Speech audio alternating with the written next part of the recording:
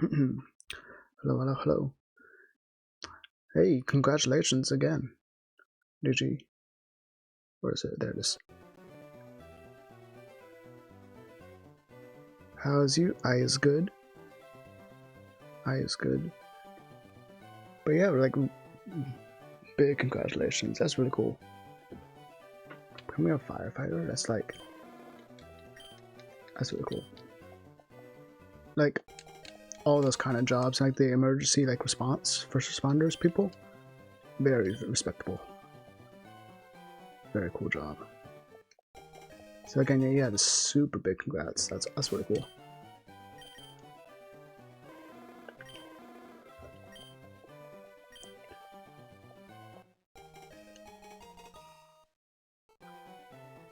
Dang. I would go back and like give it like 3-4 weeks. It'll be back. Oh wait, honest, how like long was it? Was it like like a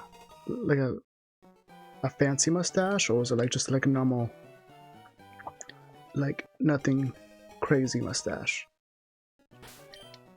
Are you one of those people that have like the mustache like oil and stuff? You used to like style it just over the okay, so yeah, that's not bad. So yeah, okay. Yeah, so it's not too bad. I know a person, well, I haven't spoken to him in like 5 years because he moved to a different state. But he did the whole like like the twirly end, like on the ends you twirl it and stuff. He had like that. Like it was like he put like work into his mustache. Yeah, that's kind of like me. I keep it like just above like the lip, but I keep it like maintained and like clean and stuff. But yeah, like that'll be back in like 3-4 weeks max. I remember at the end of last year in December,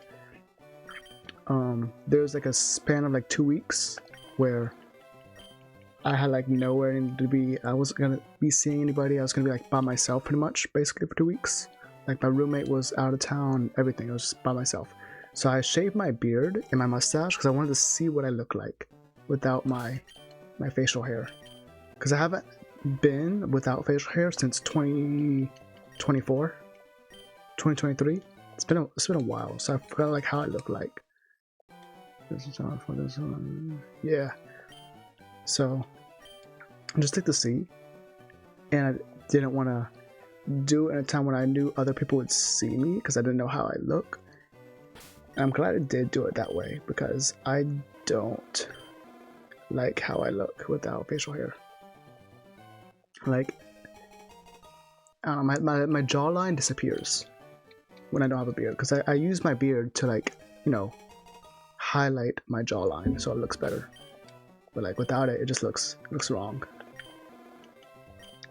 But still, like, it definitely wasn't nowhere near where I wanted to be in that 2-week span at the end of it, but it was fine. Within a month, it was at a point where I was okay with it, and then it took about 2 months for it to get back to a point where I was like this is normal. But yeah.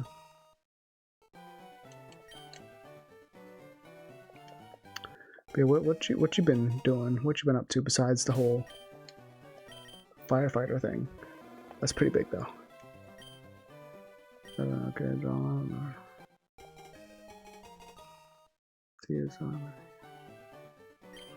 I tried a goatee once, but the thing is like letting the mustache and the beard like connect. Like my facial hair doesn't want to do that. It takes so long. It grows quick, but that little connecting spot just doesn't grow fast at all. It just stays there forever. And I end up never going all the way through with it with the goatee because it takes so long for those parts to connect for me. And that's all my cooking such nice.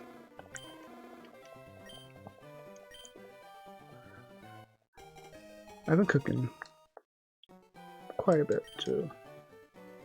Tomorrow, I'm planning to make something that's like, what's the term?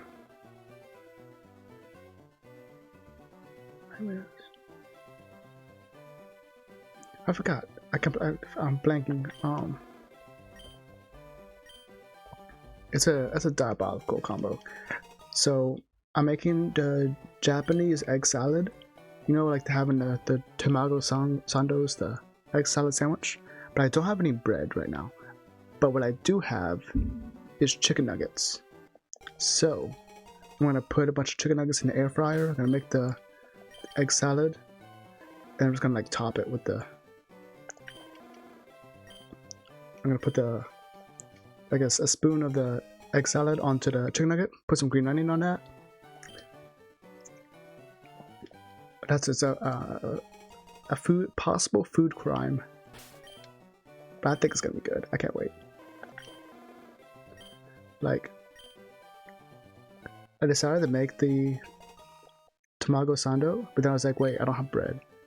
But I didn't feel like going to the store just to get bread. But I was like, I have chicken nuggets, so I'm gonna do that tomorrow. I'm excited for that.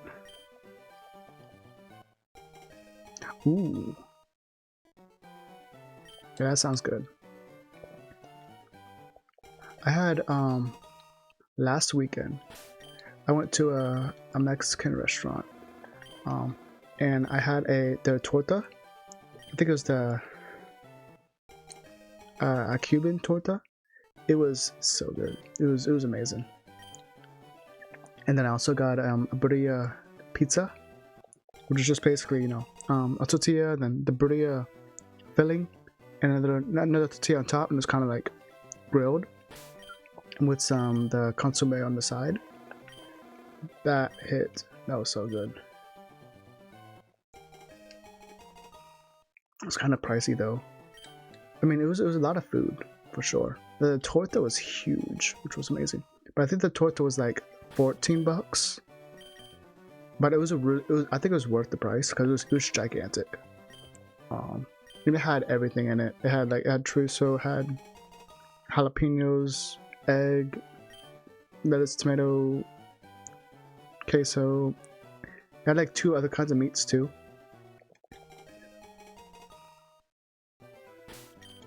Oh, nice. That's cool. Yeah, Mexican food is so good. Like, I like anything with chorizo. Chorizo is just so good. But yeah, I love a good torta. Obviously, burritos are just amazing. Birria, so good. But yeah, it's good.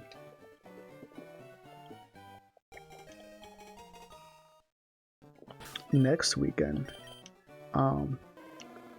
there's an Asian food festival that I got tickets to. I'm going to. I know I'm going to spend a bunch of money there, though. I know it's going to be all overpriced, but it's fine. I'm ready for it.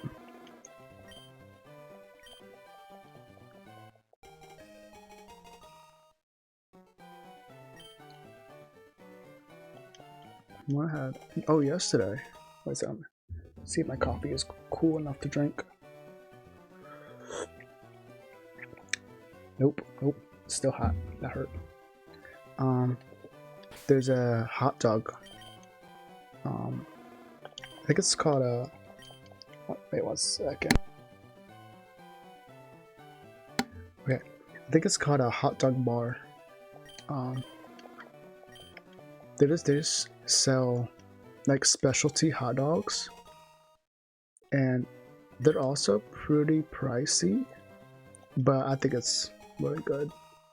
Like, they had a Philly cheesesteak hot dog, which was basically, it's everything that's in a Philly cheesesteak sandwich, but on top of a hot dog. And it's a 1/4 pound hot dog, so it's a pretty big size. That had a seafood hot dog, which was the crab mac and cheese, coleslaw, and shrimp. Then also had the taco, which was cheese, guac, tomatoes, hot sauce,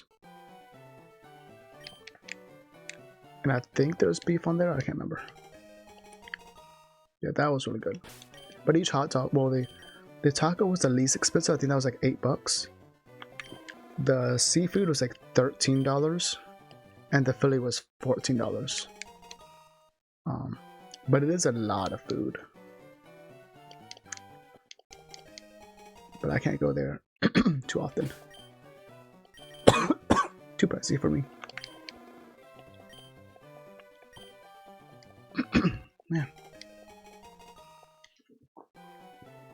It's weird. Whenever I start streaming, I guess because I'm talking a lot more, it's just that I always get like stuff in my throat.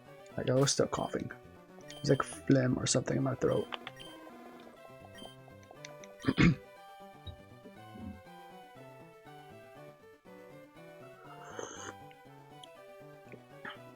That's why I always have a tea or coffee when I start stream, because the heat kind of helps my throat.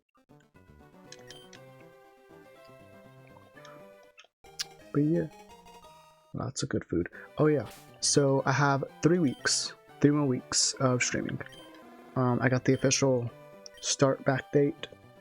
I think it's on the 18th or something like that. I think my current idea for naming is whatever song is playing. I'll name something off of that. And also, I'm going to put like at the end of each nickname the number of resets to get that Pokemon.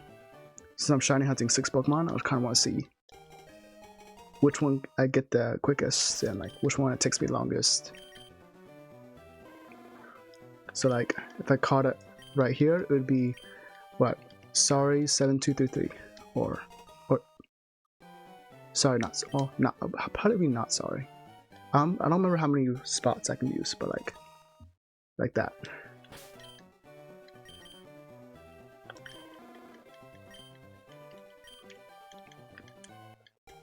And then I'll also go on my nickname list. If I ever use a, especially if I use a shiny of the like a shiny Charmander in a Nuzlocke or something, I'll definitely name it after this one. I might just do it if it's a normal Mander as well. I don't know.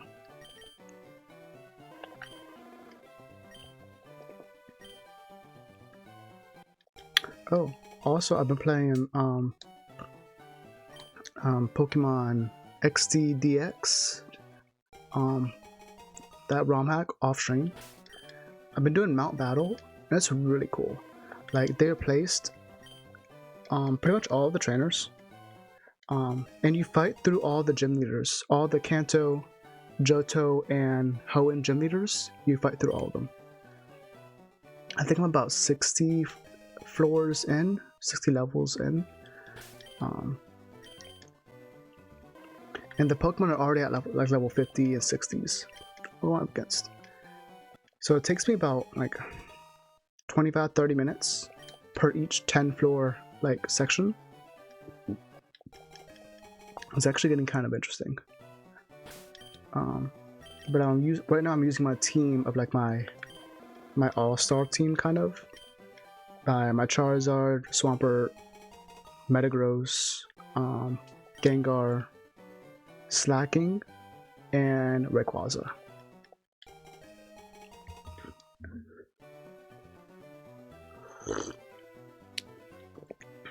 And they're pretty good. They synergize pretty well together.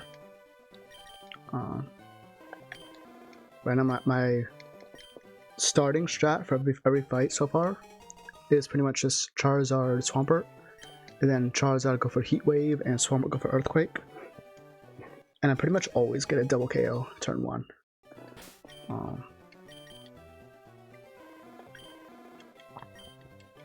It's really cool.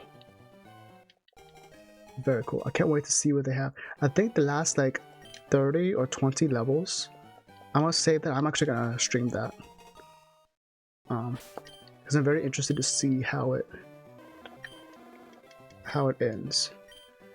But there's still so much to do. There's like the whole Ore Coliseum I can do. Also, my Pokemon are in the 90s now, level 90s. And that's just from all the experience gaining from Mount Battle. I'm trying to level them evenly, so I think they're all level 91. And then a few of them are 92. But it's crazy how much experience you get. And also the game has the EXP all, so everybody's constantly gaining experience. So I'm having a lot of fun with that off stream. Do you play Pokemon TCG Pocket at all? I forgot.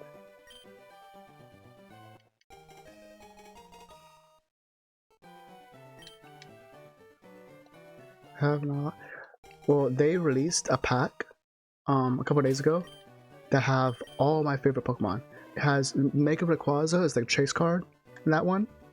So they have like 3 different Mega Rayquaza cards. They have 1 normal Rayquaza card. And they finally have Metagross in the game. Until this point, they had no Metagross cards at all. But now we have Metagross and we have Mega Metagross as well. And they also have Glade as an EX and a Mega Glade in this one pack. So I was like my top 4 favorite Pokemon all in one pack. So I'm definitely trying to complete this set. I'm not putting any money into the game. That's something I just do. I never put money into mobile games. But I'm definitely gonna get everything. I already have 2 of the 3 Mega Rayquaza cards. Have both of the Glades, the normal art and the alternate art. I have the normal Metagross, but I have not gotten either of the 2 Mega Metagross cards. I definitely want to build decks around Metagross and Mega Rayquaza. For Mega Rayquaza, I'm missing like 2 cards, and I can complete that deck, and I want to start using it. It looks really broken. Like I'm using a... So, alright. It's kind of a complicated strategy, but Mega Rayquaza attacks. It uses 1 fire and 1 electric energy for like... I forgot how much damage it does, but it is a lot. But when you use that attack, those energies go to the discard. But Dragonair has an ability where it can take 1 energy from discard and place onto your active Pokemon. And Drampa has an attack. It's a 2 energy attack and then like 70 damage, which is pretty decent. But when you use it, it also discards its energies. So you just want to dump a bunch of energies into the discard pile, and they can bring them back and put them on Mega Rayquaza to do a ton of damage. Then you also have other items like Flame Patch and stuff that also brings energies back from the discard pile. I think it's per energy. Yeah, that's what it is. Per energy you discard from Rayquaza, it's 50 damage. So if you have 2 energies on it, it's 100 damage. 4, it's 200 damage. So you can do a ton of damage. And that seems like it's really cool, but you have to really plan out your moves and stuff. But it seems really fun, so I want to build and play that deck. And,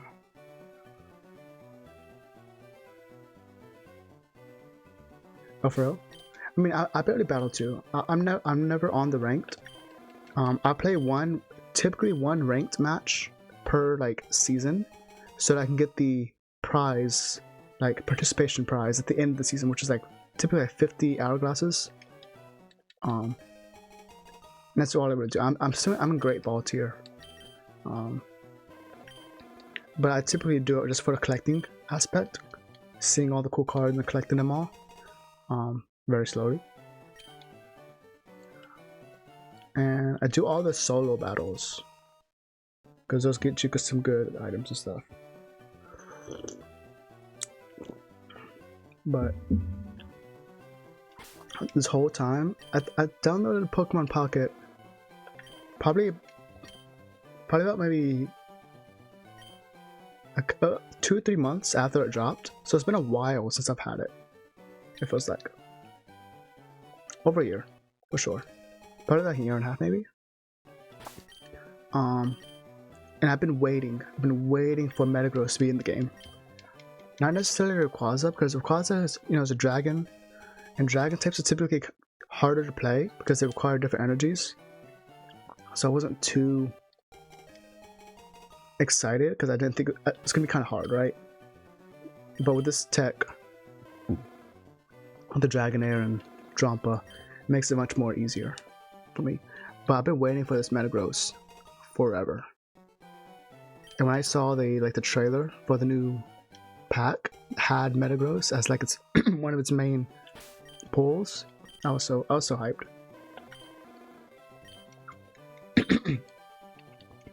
I've been saving up hourglasses like forever. The last 2 packs that came out, I didn't use hourglasses on because I didn't care for them, and I knew Metagross had to be coming soon. Because, Metagross is a good card. It's good cards. And it's been so long. So I knew it was coming this year. So I had like 750 hourglasses built up. And I just used them all. I bought like so many 10 pulls. But I still haven't pulled the Metagross. Well, the Mega Metagross. I got the normal one. But I don't really need that for my deck. But it's good to have it though. Well, they got like 1, 2. They got like 3 or 4 Lucarios in general in the game. Then Mega Lucario, and they got like 2 Glades, and now they have Mega Glade. Wait, let me bring that back. So they have 2 normal Lucarios, and I think maybe 2 Lucario EXs, and then Mega Lucario. So I think it's 5 total. And then Glade, they have 1 normal one. I think one EX. And now we have the Mega. And I have all those. But yeah. Unfortunately, based on like the attacks that Mega Metagross has, he doesn't look too great. Like, competitive wise. But I still want to use him because he's like my favorite Pokemon. I gotta use him.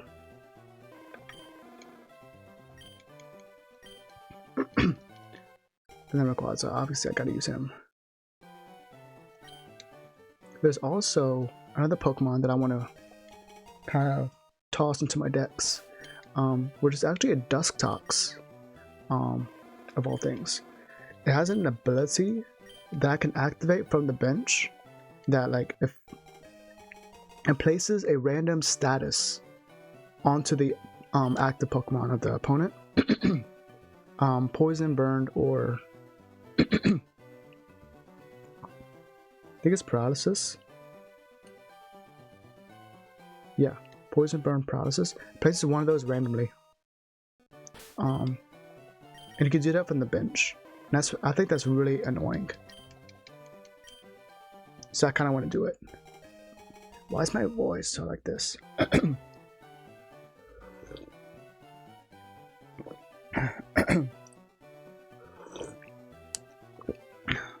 Excuse me. But yeah. But I don't have that either. I have Wurmples. I actually got the illustration rare. No? Is it illustration rare? I still don't know the titles of these cards. I got the alternate art for the Wurmple. I don't need Cascoon because I'm going to just use a rare candy. I just need the Dusktox now. I just want 1 copy of it. just to splash those in some of my decks. Because I feel like that's going to be really annoying to fight against. Speaking of annoying, so I haven't used this deck at all, but I built it. Why is my voice? It's a my gosh. So this deck fully revolves around sleep. I don't know if you know, when you're put to sleep, like say like your opponent puts you to sleep, now it's your turn, you flip a coin. No, okay, so your opponent puts you to sleep. At the end of their turn, you flip a coin. If you get heads, you wake up. Tails, you don't. Your turn starts. You cannot retreat. You cannot do anything with your active Pokemon. It just has to sit there. Can't attack. Can't do anything. And then at the end of your turn, you flip a coin. If it's tails, you stay asleep. Heads, you wake up. Then it's your opponent's turn. That is the most annoying status, I feel, because like you just can't do anything. You're just stuck on it, and it's based on a coin flip. So I built a deck. My Lotic EX, it has an attack, 2 energy, 80 damage, nothing crazy, but it puts your opponent to sleep. Then I have Darkrai. I don't remember if it's EX or just normal Darkrai. He has an ability, for if your opponent's Pokemon is asleep, it does damage to it. I forget how much, but it's a decent amount of damage, right? And then I also have Igglybuff. Igglybuff, for no energy cost, puts your opponent to sleep. Just like that's all. It does 10 damage, but then it puts your opponent to sleep. And then I have a bunch of support cards to go around it. But like it's just such an annoying deck, because you're pretty much always asleep. Every turn you're getting put to sleep, so every turn is a 50% chance that you just do nothing. You can't do nothing unless you have like a Nurse Joy that can heal your status condition, but even then you can only run 2 of those in your deck, so you only have 2 cures. So it's just a mad annoying deck. It was really hard to go against.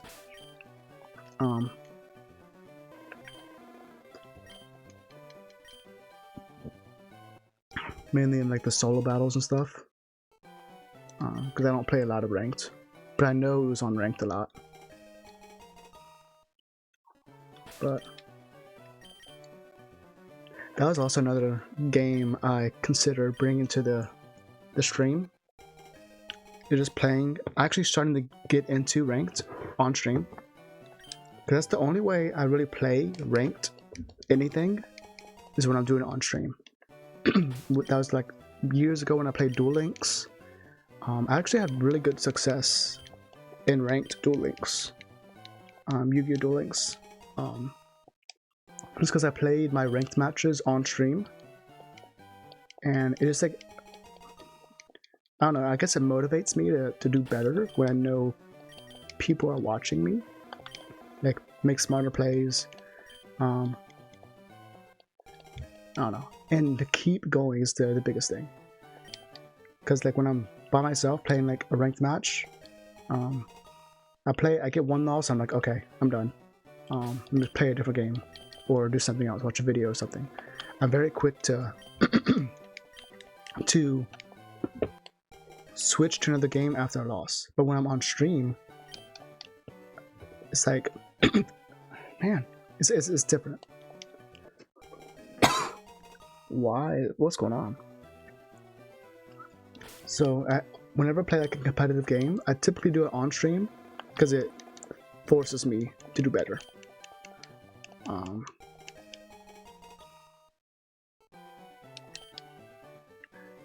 So who knows?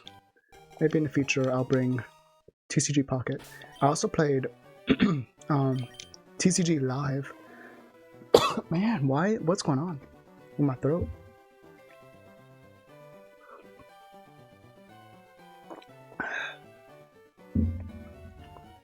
I don't know if you remember, Pokemon TCG Live was the previous TCG online thing. I played that on stream for a good while. I had some really cool decks that I liked to run. I didn't have too much success. I think I was in like Ultra Ball tier, but I could never get into Master Ball. Because like the spike and like the people, like the competitors, like was really big. Like I think like the Pokeball Great Ball is like a lot of people just messing around. I didn't even check my mod. That's right. But like once you started getting into like the Ultra Ball, it like got to the actual people that spent money on the game and that kind of stuff. So the difficulty curve was kind of wild.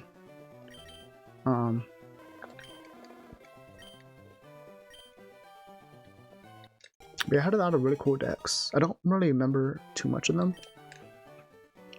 I remember I had a Chien Pao Excalibur deck that I ran a lot. And actually, funny enough, both of those cards, no, Excalibur just came to TCG Pocket recently, I think. I don't think Chien Pao is in here. Chien Pao EX specifically. I don't think he's in it yet.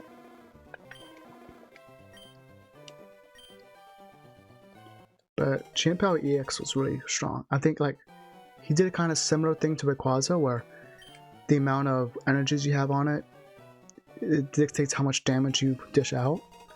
And Excalibur was like an energy generator. You just sat on the bench and it just put energies onto your main, if I remember correctly. And then that's how you get massive attacks off with Chien Pao. There's also a Giratina EX deck.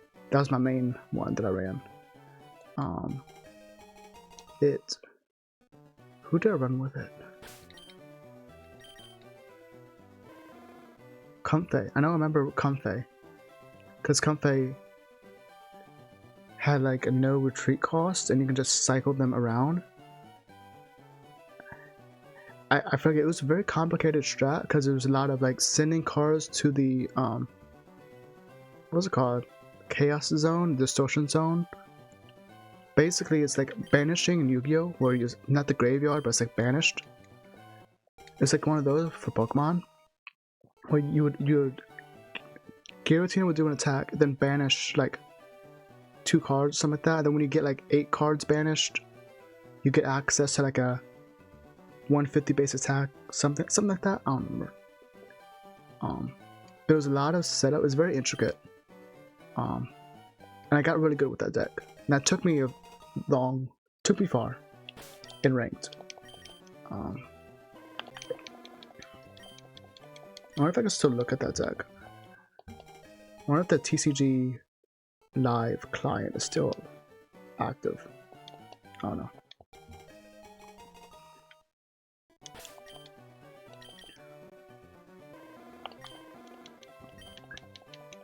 Yeah, I'll definitely consider actually in the future. Honestly, it's probably gonna be this winter, in the winter season when I come back from my like streaming a lot. I might bring back some Pocket then, bring some Pocket into it, because this series is gonna continue probably every other stream. Shiny hunting, and then I'll have another game going on. I might stream more. I don't know. When would I stream though? Is the question.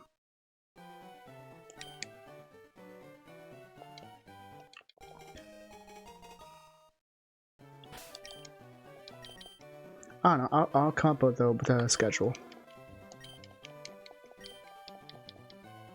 when the time comes.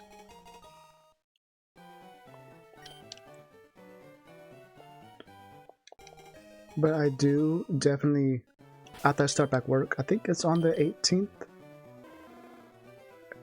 It's on a Wednesday. Or Tuesday?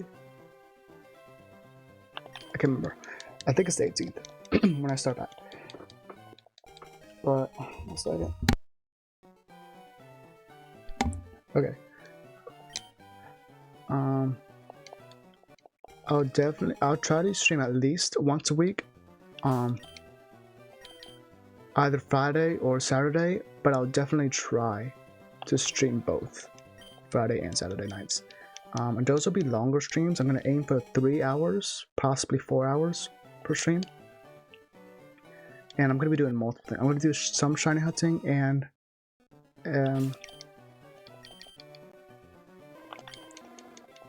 some kind of playthrough.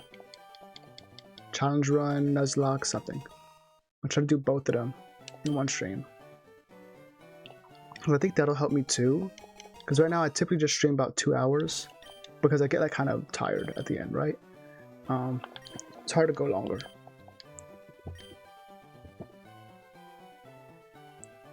But I feel like if I change the game, it will help me be able to stream longer. Because like shiny hunting for 2 hours is exhausting, kind of just same things over and over again. Shiny hunting for 4 hours, just I can't do that. But I can do 2 hours of this and then 2 hours of a challenge run. I think I'll try. That's my goal. Well, who knows? I might start Pocket. 2 hours of hunting and then 2 hours of ranked and Pocket. I don't know. Ooh, also possible big news. Possible. I met a friend and she streams too.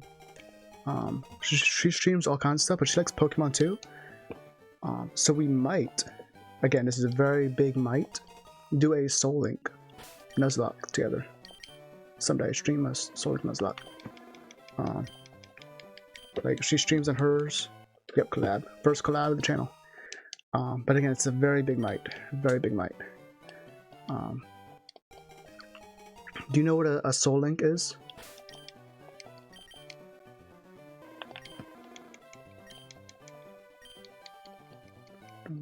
Yeah, yeah. That's the not the plan. Because none of it's like even close to being confirmed, but like that's in the talks. Yeah. Very chaotic, very fun. Because that's the kind of stuff she likes to do Nuzlocks and it plays other games too, but yeah. Yeah, again, that's very much in like the early stages of talks. Me and her don't really like know each other too well right now. So we'll see. But that would definitely be fun. And that would definitely make my channel grow more because she definitely has a good amount of following. She's not a big streamer for sure, but she has like 40-50 viewers concurrent. I think typically. So she's definitely far bigger than me. So there might be some growth potential there.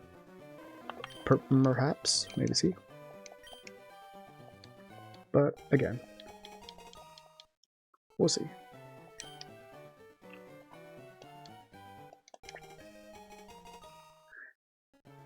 Yeah, but I think that's the only thing that's been going on with me. Yes. Welcome in.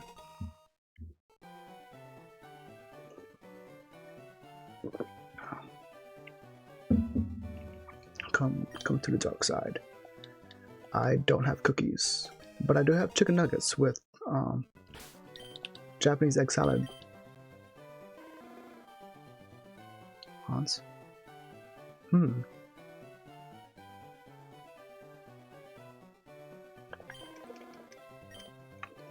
Mods.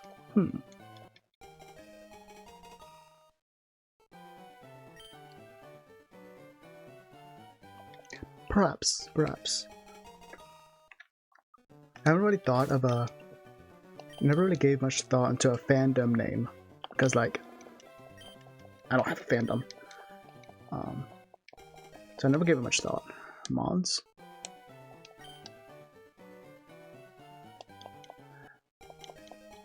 It would have to grow on me. I don't know. I'm not sure. Hey, Mons? I don't know. This sound usually again. One. I don't know. I've seen that and I really love that. You're a fandom? Yes, you are. You are indeed at the fandom. I've seen that. I don't know where to get it though. But honestly, I haven't really looked too hard. But yeah, I've definitely seen the add-on you're talking about. Several different variations of it, and it looks so cool.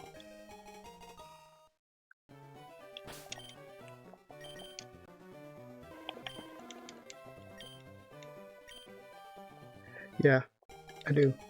I was actually looking at add-ons the other day.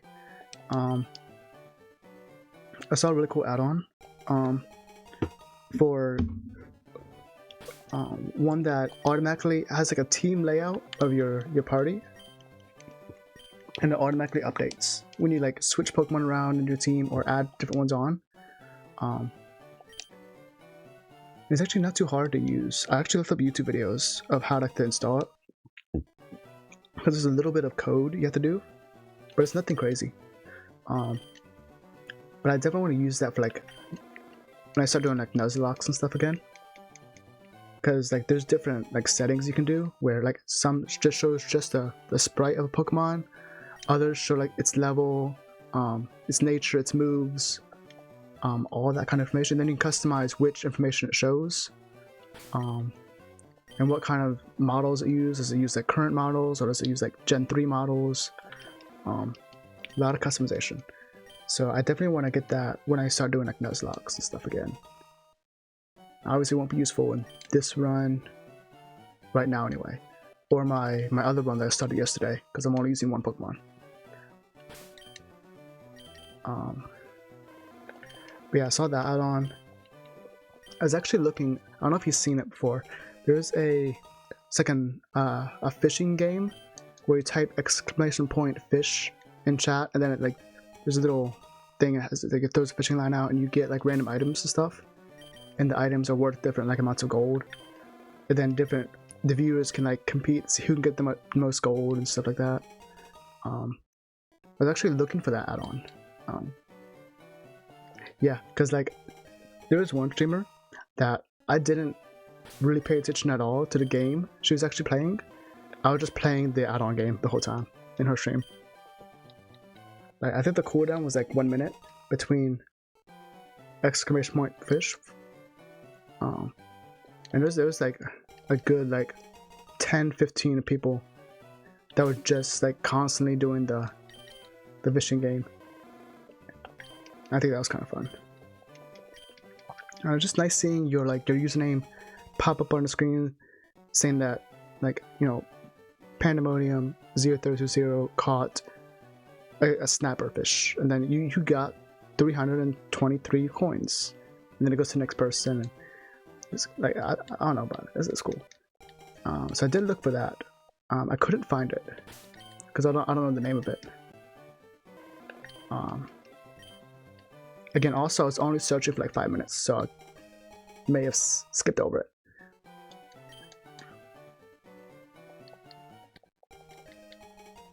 Yeah, but I do like the add-on you mentioned about the one with like the characters are running on the bottom of the screen and stuff. I do like that. I do want to actually invest some time and look into it.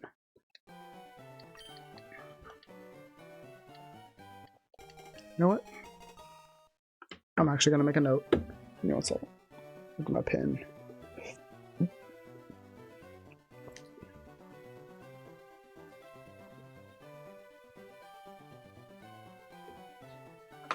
we go. I just wrote myself a little note.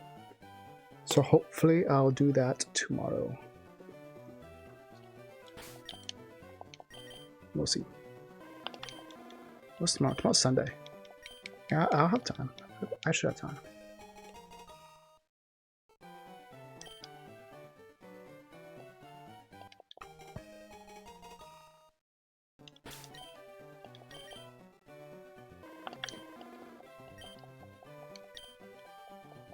There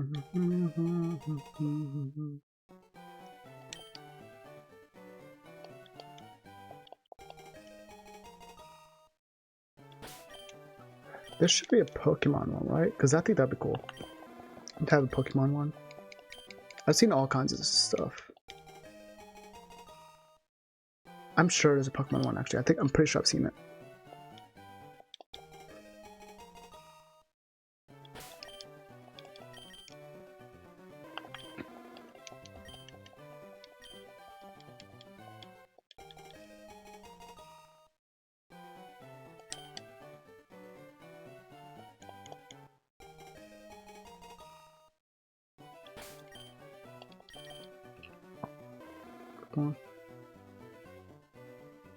What you mean? I mean like the add-on where like they're walking around at the bottom. I'm sure that they have a Pokemon version with like Pokemon sprites and stuff. Okay, I'm gonna check this Pokemon real quick. Alright, I'll be back in a second. I'm gonna go to the restroom real quick. BRB.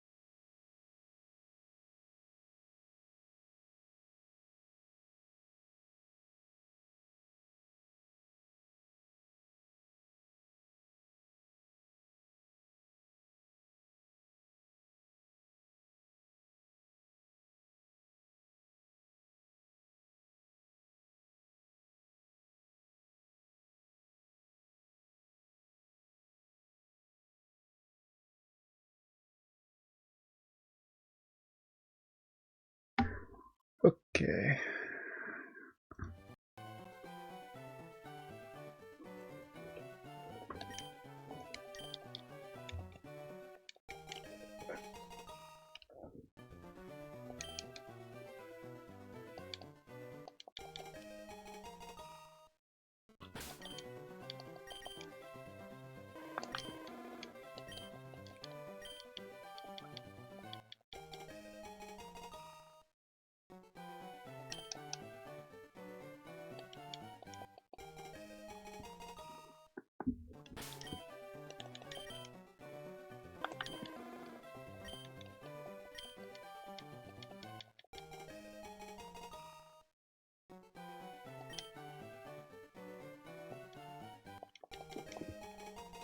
But yeah, the more that I think about it, I definitely do want to try to play Pokemon Pocket on stream now.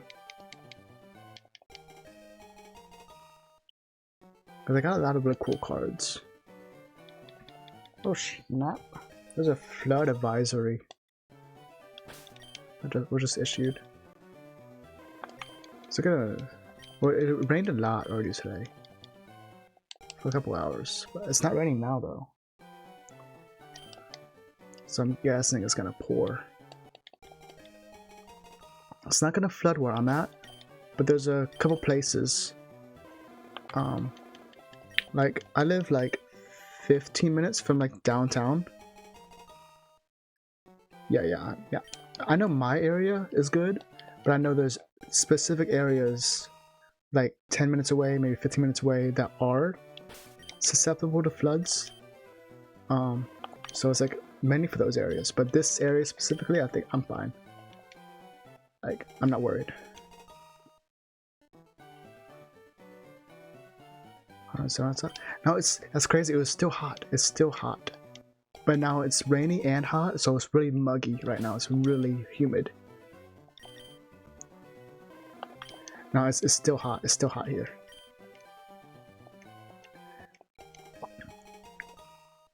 Like I'm pretty sure it hasn't broken the 100s this week. It was in the hundreds last week for sure, but this week it's been like high 90s. But like the last 2 days, we've had afternoon thunderstorms, and we're supposed to have them for the next like week and a half. Like every afternoon, we have a thunderstorm. And that's why we have the flash flood advisories, because like it's hot and dry, and then it rains really hard. So that's how floods happen. Well, that's how flash floods happen.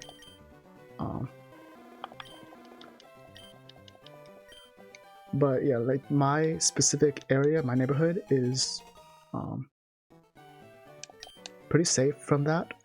But yeah, there's several areas around me that, because it's like a very like hilly kind of area, so there's like dips in that hilly, the valleys, that's the word, valleys,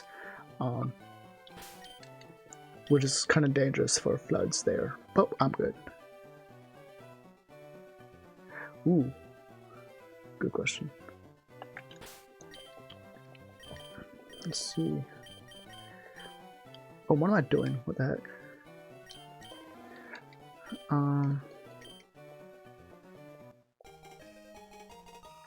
Ooh, and that's one I haven't made recently, but I want to make it again.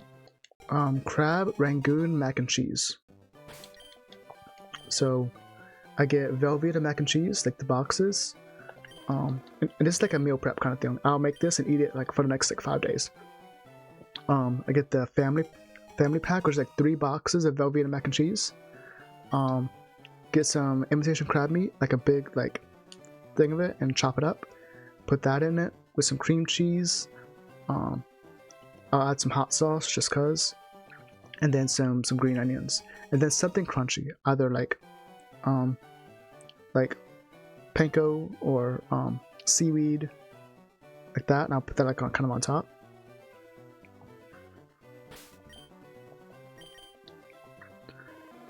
Lobster mac and cheese is really good, really good.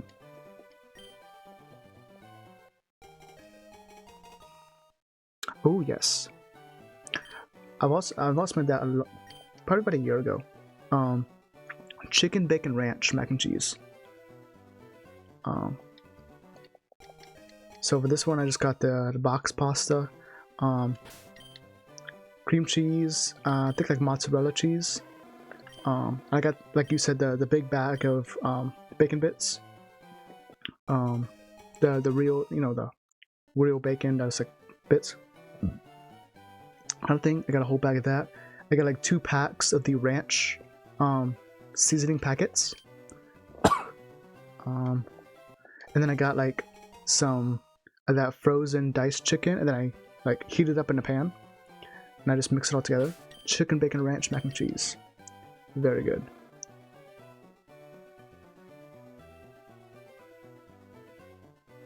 Ooh. Wait, soy sauce with the bacon? That's like salty. I approve. I like salty. That's like liquid salt on meat salt. That sounds good. Yeah, bacon mac and cheese. A very good pairing. I've done a lot with mac and cheese. Because it's just a very easy like meal to prep. I just make one big like container of it and have meals for like the next 5 days. I did a Tex-Mex mac and cheese. I've done a taco mac and cheese. Those are those, and just put back on. The BLT, no tea. Sounds good.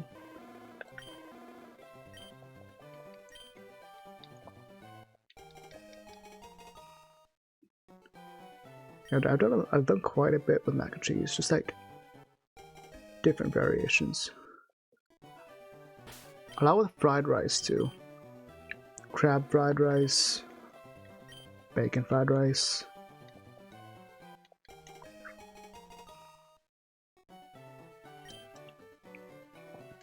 Recently, what I've been doing, I would make rice, then I'd put soy sauce, sesame oil, hot sauce, chopped green onions, and then I would chop up chicken nuggets. That's why I have them right now. Chicken nuggets, and chop them up and put that all in a bowl and mix it. That's pretty good.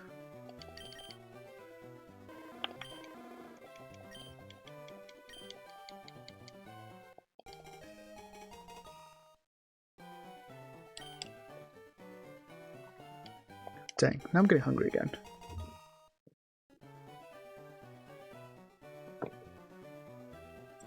I'm gonna make a banana pudding too. Probably, maybe tomorrow or Monday, depending on when the bananas are ripe enough. Because I bought all the ingredients today, but they didn't have like, all the bananas that they had were like still green. There are no bananas that were like ready to be eaten, so I gotta wait a couple days for them to ripen up. But then I'm gonna make some banana pudding. I made one like 3 weeks ago, 4 weeks ago maybe, and my roommate said it was amazing, so I want to make it again. I think it's really good. I love it. Love banana pudding. So it's just it's vanilla pudding with Ready Whip mixed into it, so it's kind of like fluffy. Then it's vanilla wafers, pudding, and slices of banana. And that's a simple banana pudding.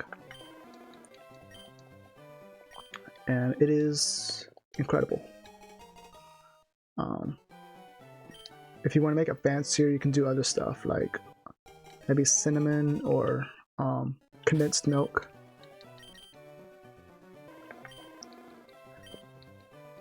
But it's good. It's really good.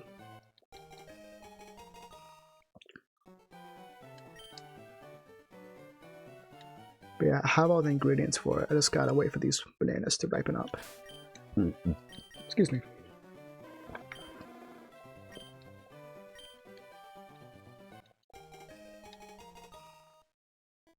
Ooh.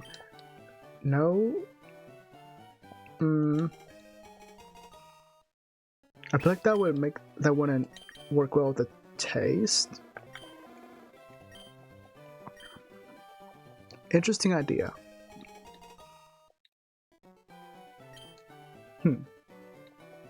Yes, indeed.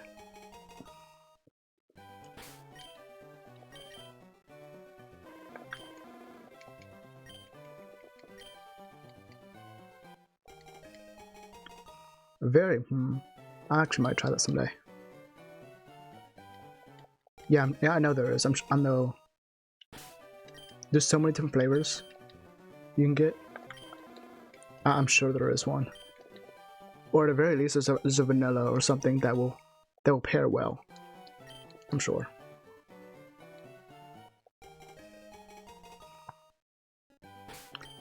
But yeah, I am trying to eat more, have more protein, because I'm like working out a bunch more.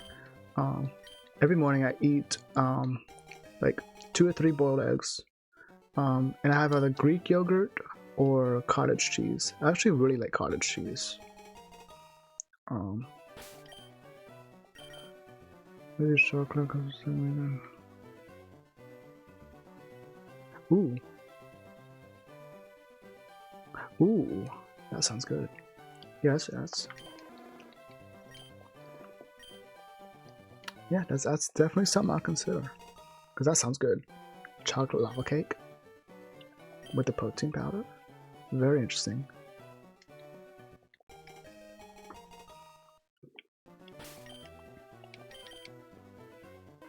I also made bulgogi recently. Yeah, go down.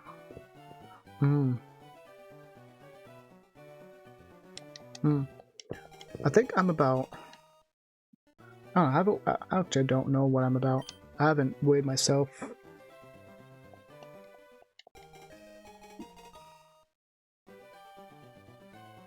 Damn, has it been that long? I think it's been like 5 years plus since I've weighed myself. The last time I weighed myself, I was like 180 something, like 182, something like that. But I know I've lost weight, but I also gained muscle. I think I've lost a lot of weight since then, but I've also gained much more muscle. So I don't know what I weigh right now.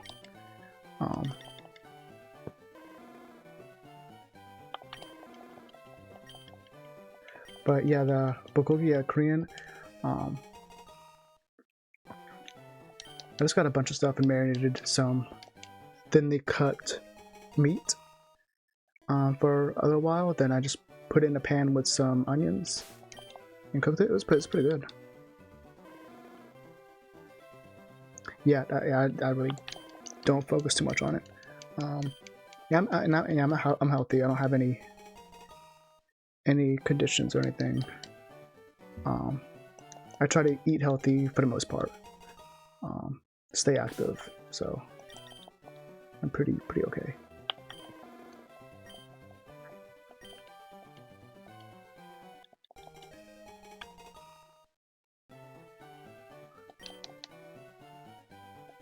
I don't even know, like, I don't own a scale. My dad, at his place, he doesn't own a scale.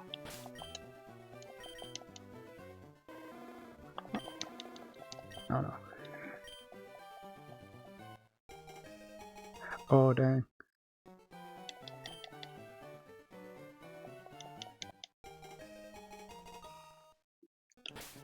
Like, how does that, is it like,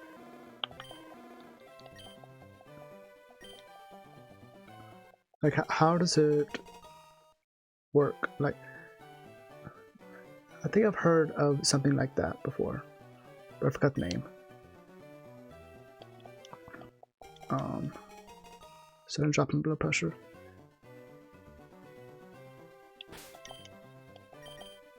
I don't think this is it. It's like POTS? No, not POTS. What is it?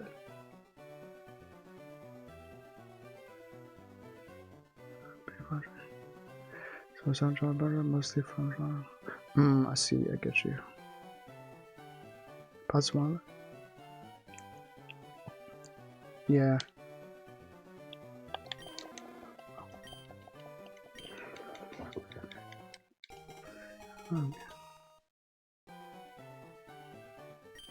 Oh, dang. How often does that kind of happen? Does that just happen like just when you get your blood drawn, or is it like often kind of thing?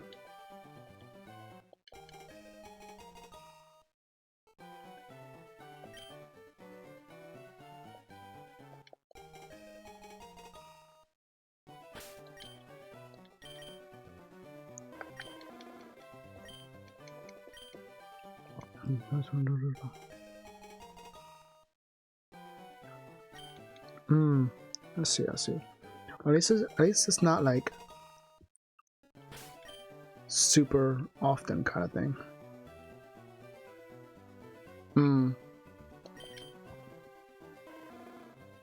Oh yeah, when you're getting your pupils dilated.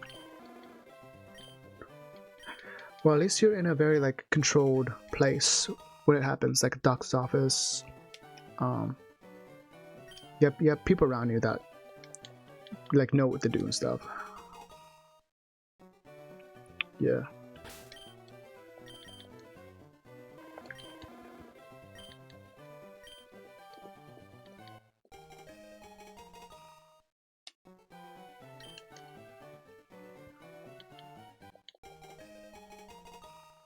Yeah, but I don't think I have anything crazy.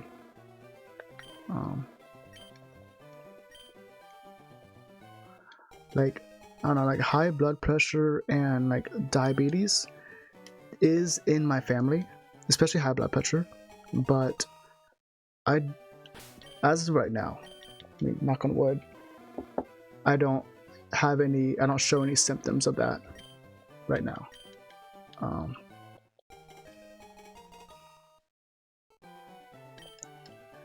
But yeah, high blood pressure and diabetes runs in the family, but baldness, I'm scared of that too. But what keeps me hopeful is apparently, like, a lot of people say baldness skips a generation. So like if your grandfather is good, then you should be good. That's kind of the case right now. Like my grandfather has like nice strong hair. My dad is balding. But I'm hoping that I'm gonna be okay. Right now my hair is pretty long. I don't remember, did you see me in my face cam streams? I don't remember. I think you came after. Because I know you came when I was using my VTube model. But there's a point, like maybe a month, that I was doing face cam streams every once in a while. You saw me? Before? You saw.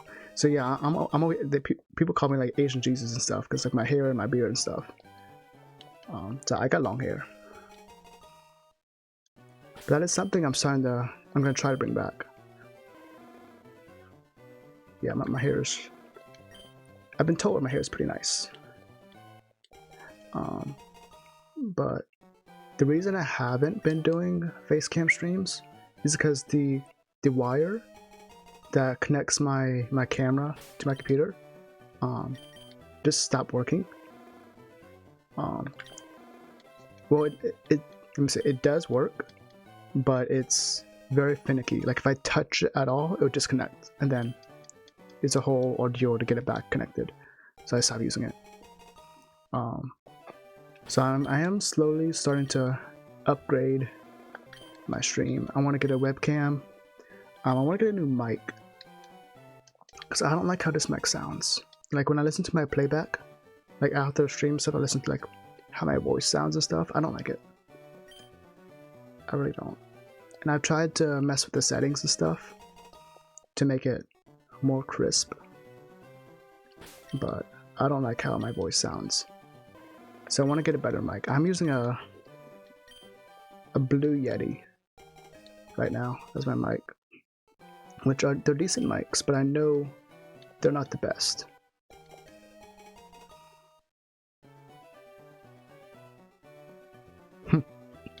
I remember those. Back on like the iPhones that have the old like aux headphones, the having like to twist it a little bit and bend the wire a little bit to get it to work on both sides. Yeah, I remember that. Simpler times. But yeah, I want to get a actual proper face cam, a better mic. I need to get a new mic arm, because the one I have is like a really cheap one. I want to get. Oh damn. Yeah, I want to get an actual decent mic arm, and I also need to get a better desk, preferably a bigger desk. And I want to get one of those desks that you can do like change it from sitting to standing, because sometimes I like to stand up while I'm playing a game or when I'm watching something, because sitting for like forever, it doesn't feel good. I do have like a memory foam kind of seat for my chair that I bought actually earlier this year, because like sitting in this chair for like 2 hours, and then I sit in the chair long, like an hour or two after I finish stream as well. Sometimes it just hurts, doesn't feel good. So I got this cushion, and it helps a little bit. But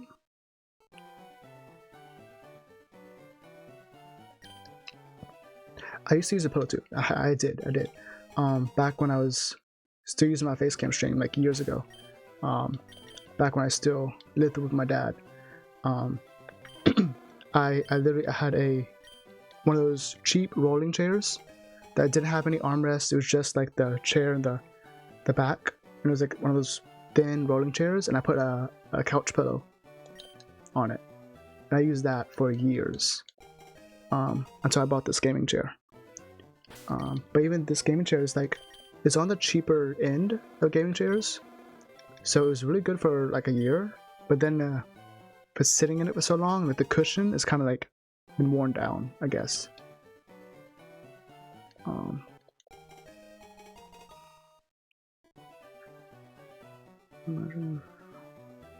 Nice. I got, what was this? This is a GT player, a black and white GT player. I think it was like $100. About.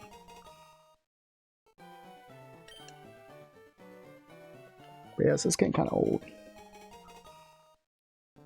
Still a great chair. Just the cushion is kind of not cushiony no more. But yeah, I definitely want a standing desk. Because it's good to stand too, every once in a while.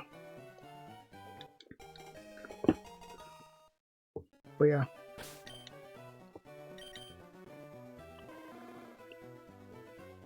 My split for the gym. You mean like, what's my like routine?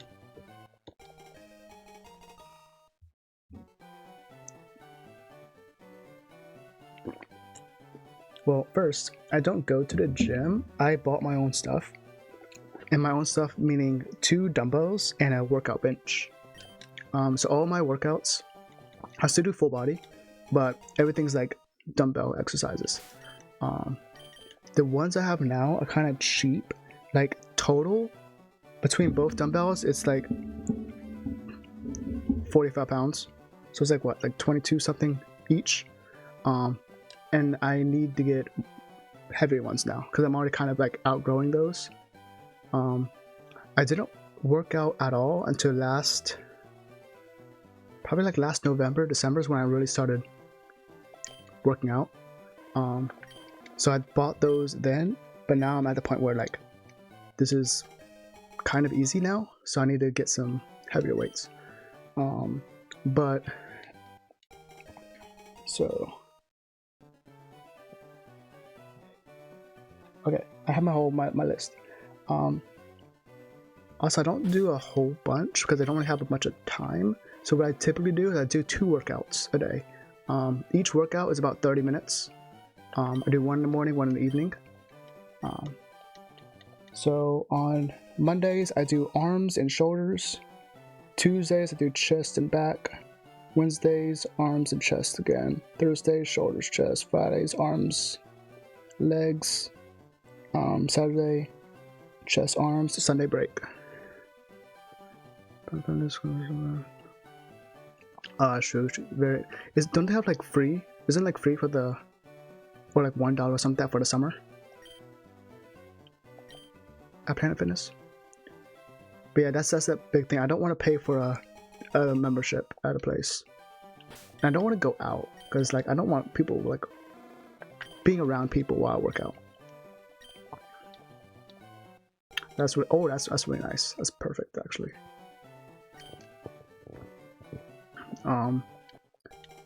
Not so much as like I don't want people like to be seeing me because at this point I would have cared like a year ago, but like right now I'm at the point where I'm like confident in myself to where I don't care if people watch me while I work out. Just because like I have more muscle now and I'm more confident in that regard.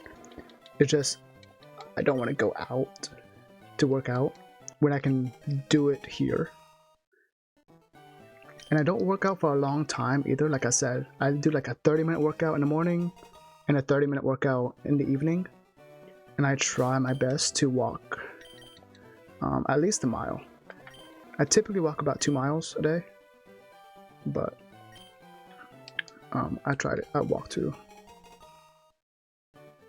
Yeah.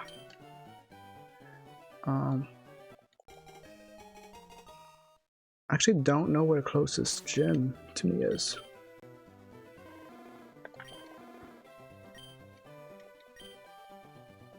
But yeah, I just don't want to. I don't want to pay the money for it.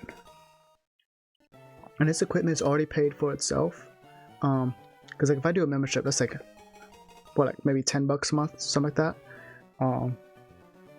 And from the equipment I have, between the dumbbells and the bench, I spent like $80, $90. So I've been working out for 9 months. So it's about paid for itself, kind of right now. But obviously the actual gym will have more equipment, better equipment for like specializing in different stuff. But I'm getting good results from just using dumbbells, and I have a large variety of different exercises I do. So I think it's good. I just need to get heavier weights now. Well, pretty soon.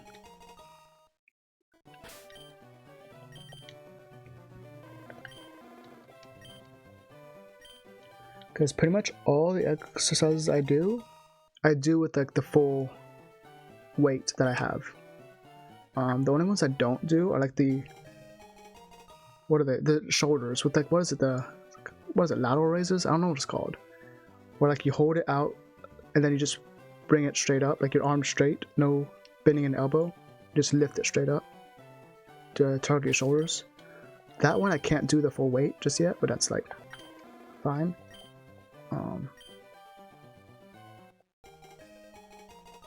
I can't do the full like 22 pounds per arm. I can't do that from the side. Well, yeah, I don't do it like directly from the side, but it's like at an angle, slight angle. So like if you had like you T-pose, but then you put your arm a little bit forward, so just a little bit, and not bending your elbows. Well, flies. Is that what it is? I don't know. I don't know the names of half the stuff I do. And like some things have like multiple names. So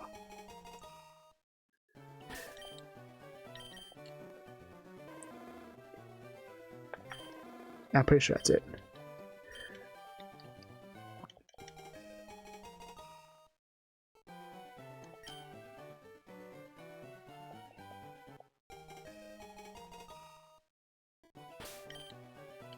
But yeah, it's funny. On my little notepad where I have my workout routine written out, for each exercise that I have, like I don't have the actual name written down because I don't know the actual name. So I put like a description.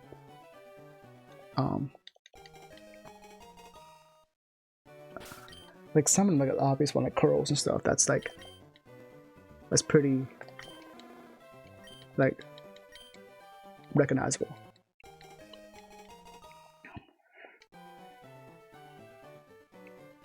But some things I put like it's just funny. I just describe the action, and then I know what it is. But like if I show this to somebody else, they'll be like, "What are you talking about? What are you doing?"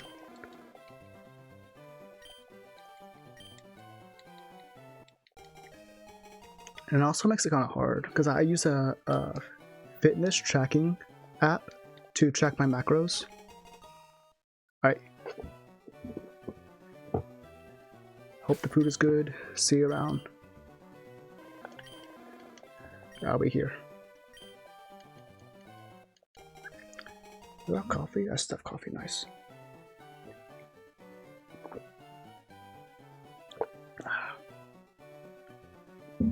Alright. I'm on 203 encounters. That's pretty good. Oh dang, I'm definitely going slow though. I'm definitely going slow. It's already been an hour 20 minutes and I've only done 200 encounters.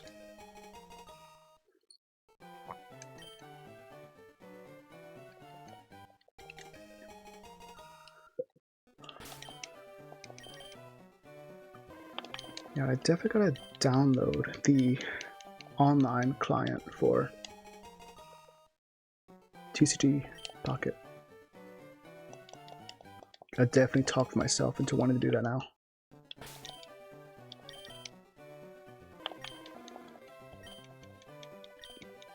I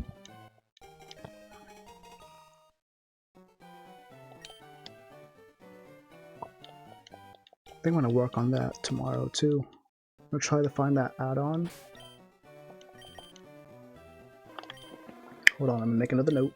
So remember to do it.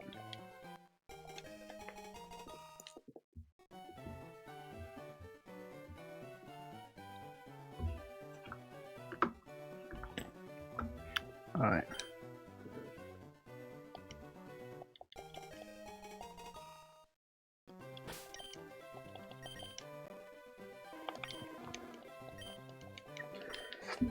Can I just find this Mandra already?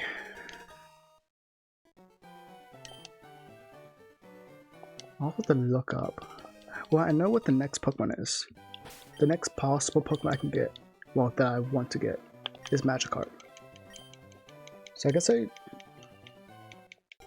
still have a while before I need to look up what all the gift/static Pokemon are that I can choose from.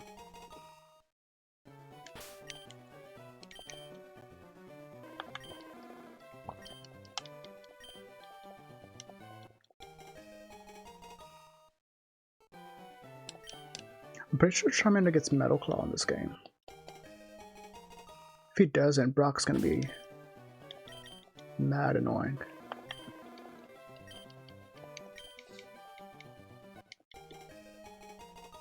Actually, it might not be too bad, because Ember is a special attack. Even in this game, there's no physical special split, but Fire is still special. And his mons are like very physically defensive, so I think we should be okay. We just gotta be able to take a couple hits.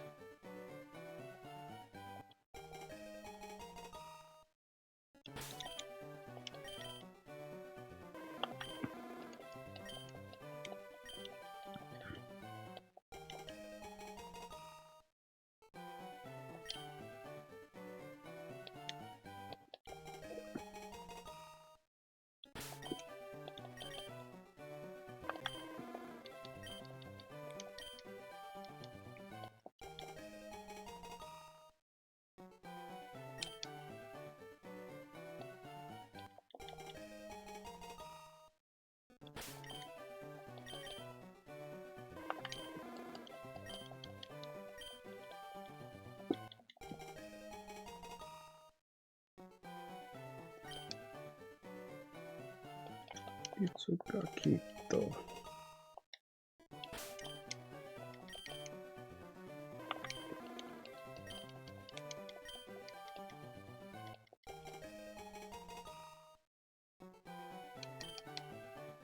Oh. Is it raining right now?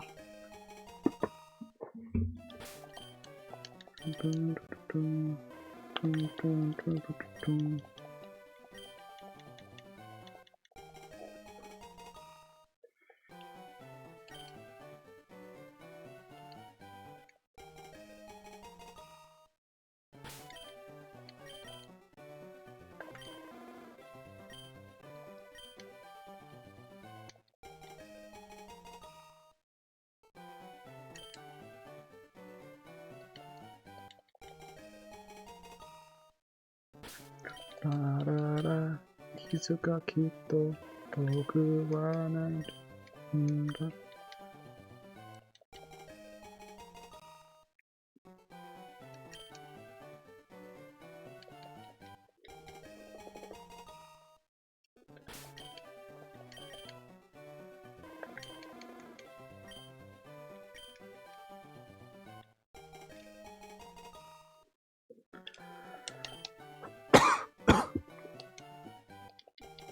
I was gonna find out what the name Raider is, because when I do eventually find this shiny, I've already missed the opportunity to nickname it. So I have to change its nickname.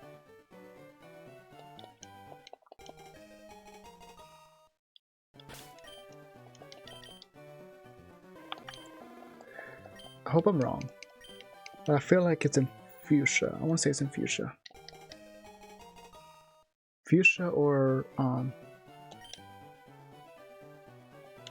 wherever the psychic gym leader is. I forgot. Celadon? No, I'm pretty sure. I feel like it's in Celadon. We're just pretty far away.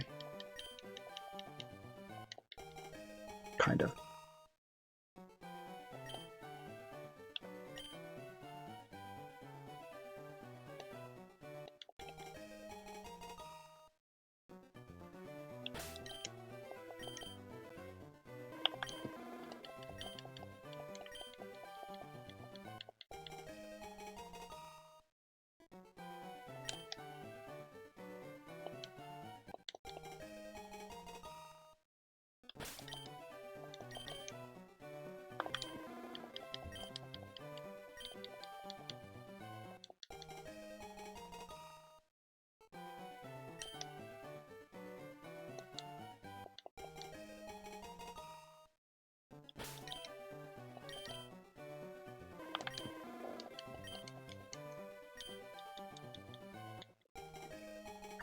Uh, 175 more.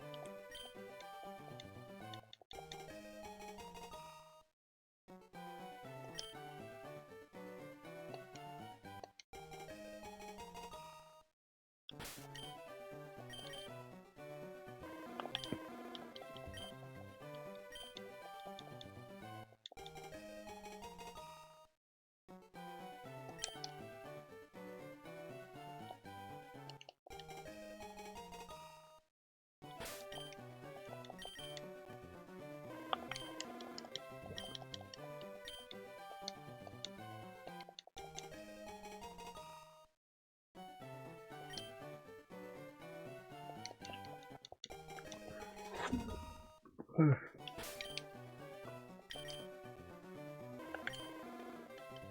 on, please.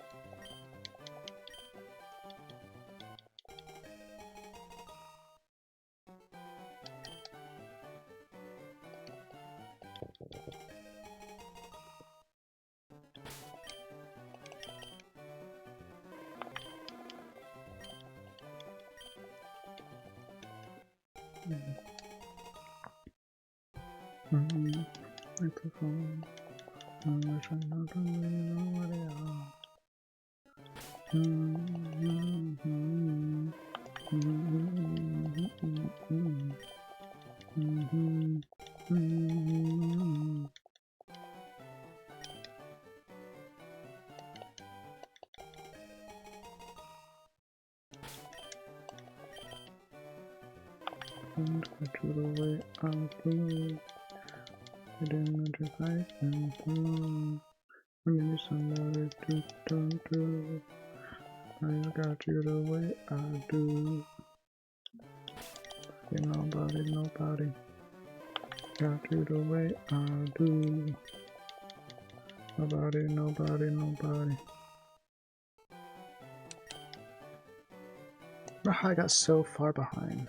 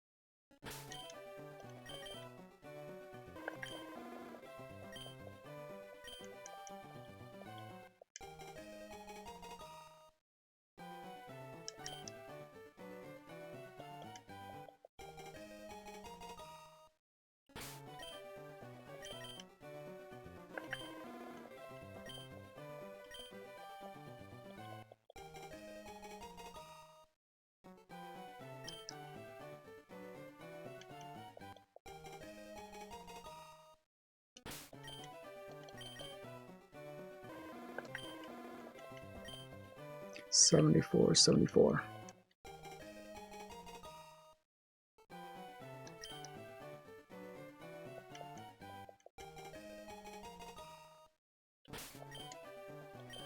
Please.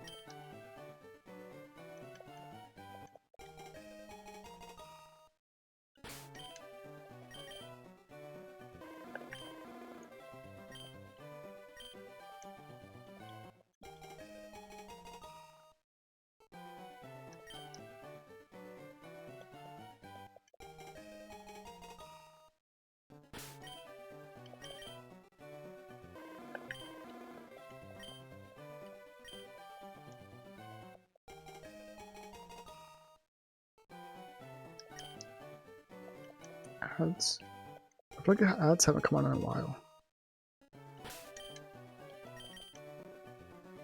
Yeah, ads definitely have not come on in a while.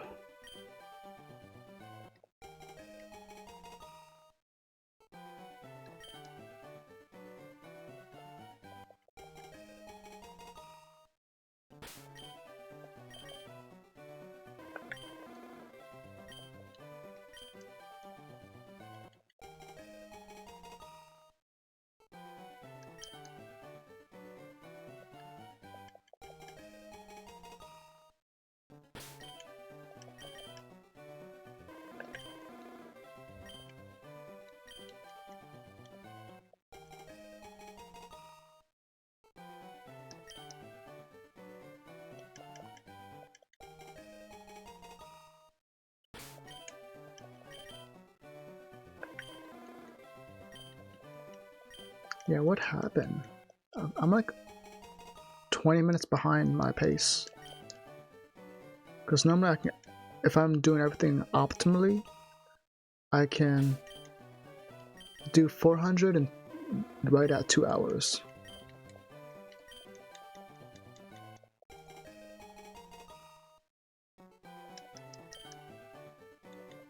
I feel like I'm about 20 minutes behind my pace. Which is... Wait, was there a time where I wasn't doing anything? I'm already taking into account the few minutes I took before I started actually hunting, and the few minutes I took for the restroom break. It's about 20 minutes behind my normal pace. Which is weird. Even though I was talking, I was still hunting though.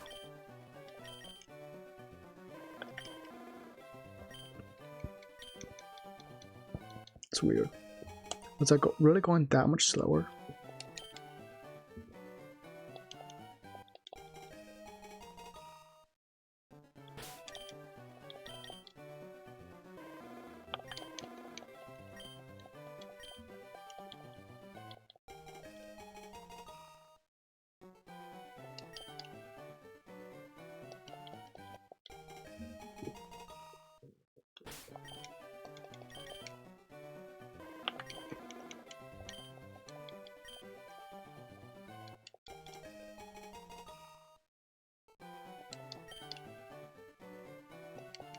Actually, maybe I'm thinking about 10 minutes behind pace.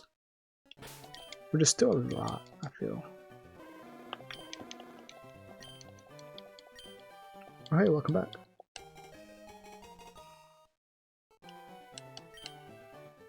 How was the food?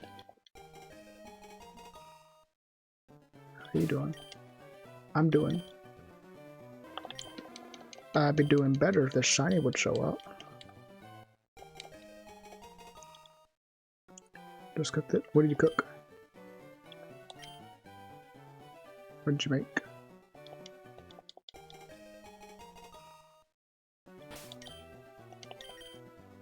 Nice. Very nice. Oh, the one with the tree so. Oh, the one you mentioned earlier, right? The tree so and stuff. Very good. Very good. Yeah.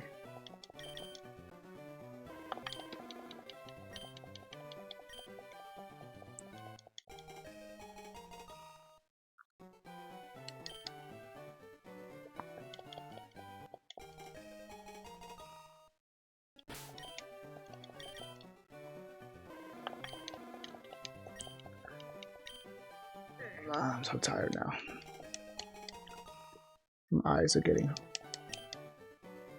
strained, I think.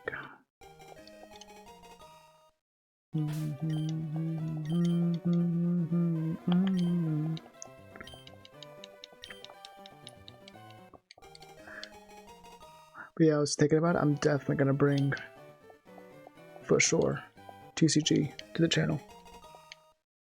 Because I was thinking about it more and more. There's so many cool decks that I want to show off. I got like a nasty quick kills Savali deck that I wanna show off. It's a very like quick win kind of deck where I get my Pokemon up and going before the other Pokemon have a chance to even evolve, so I can KO them while they're still weak. But honestly, that deck isn't that great no more. But back like 8 months ago, it was nasty. And I still use it for like the solo battles, because you know whenever they release a new pack, they release a bunch of solo battles you can do for different rewards. And I used that deck for all those solo battles to get all the hourglasses and stuff like that. It was very quick and easy. But it's definitely the kind of deck that you can't play on auto, because you have to like manually do stuff. Like, so the Savali, it's for 2 energy, it does 50 damage, which is not great, but if you use a support card that turn, it does 100 damage. And I run a deck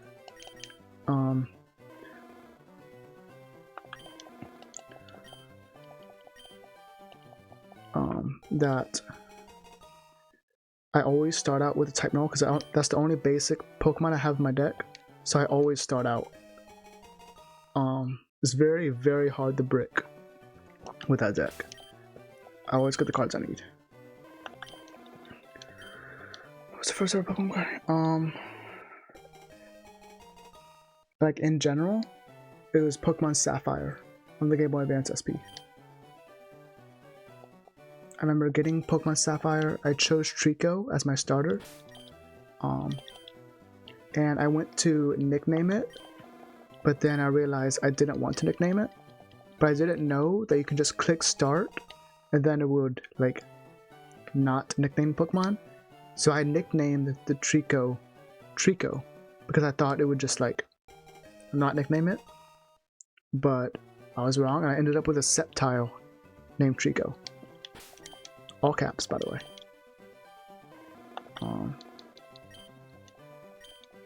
But yeah, actually, I remember my first playthrough team. Actually, no, I don't. That's a lie. I remember my Pokemon Emerald team, because I put a lot of time in Pokemon Emerald. I had a Swampert, I had a Swalot, which had Sludge, Yawn, and Body Slam for the longest time. Like, I don't know why I didn't learn better poison moves, because in my head I thought Sludge was the strongest thing, so I kept that weak move, Yawn and Body Slam. I don't know what the last move was. I think it was like Toxic or something like that. But I had Yawn and Body Slam. I had Swampert. I had a Tropius because I thought it looked cool. What else?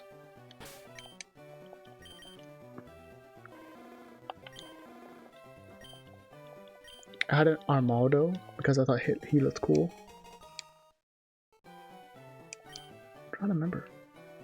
I was actually thinking about this a couple weeks ago, about my Emerald playthrough team.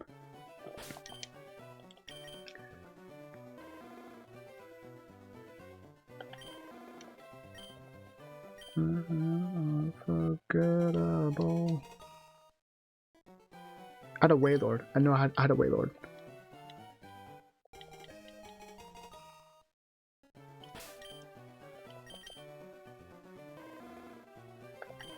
Who else was on my team? I did not have a Metagross. Because you can't really get into post game anyway. Hariyama. Is that all of them? Swampert, Swalot, Hariyama, Tropius, Wailord.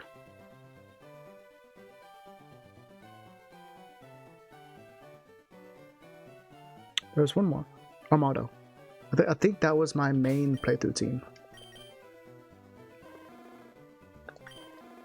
Was not very good team, but it was a team I liked. And I pretty much only used Swalot and Swampert. Tropius, I just really liked him because he looked cool, but obviously Tropius is pretty bad. So I used him as for my fly HM. Wailord and Hariyama were just kind of there because they looked cool, and I thought they were really good because they just ate hits really well. But I don't remember using them a lot, like to fight. Armado, again, pretty much the same reason as Tropius. He looked really cool. I liked him, but he didn't really do well in battles, so I just kind of had him on the team. I used Swampert and Swalot for everything.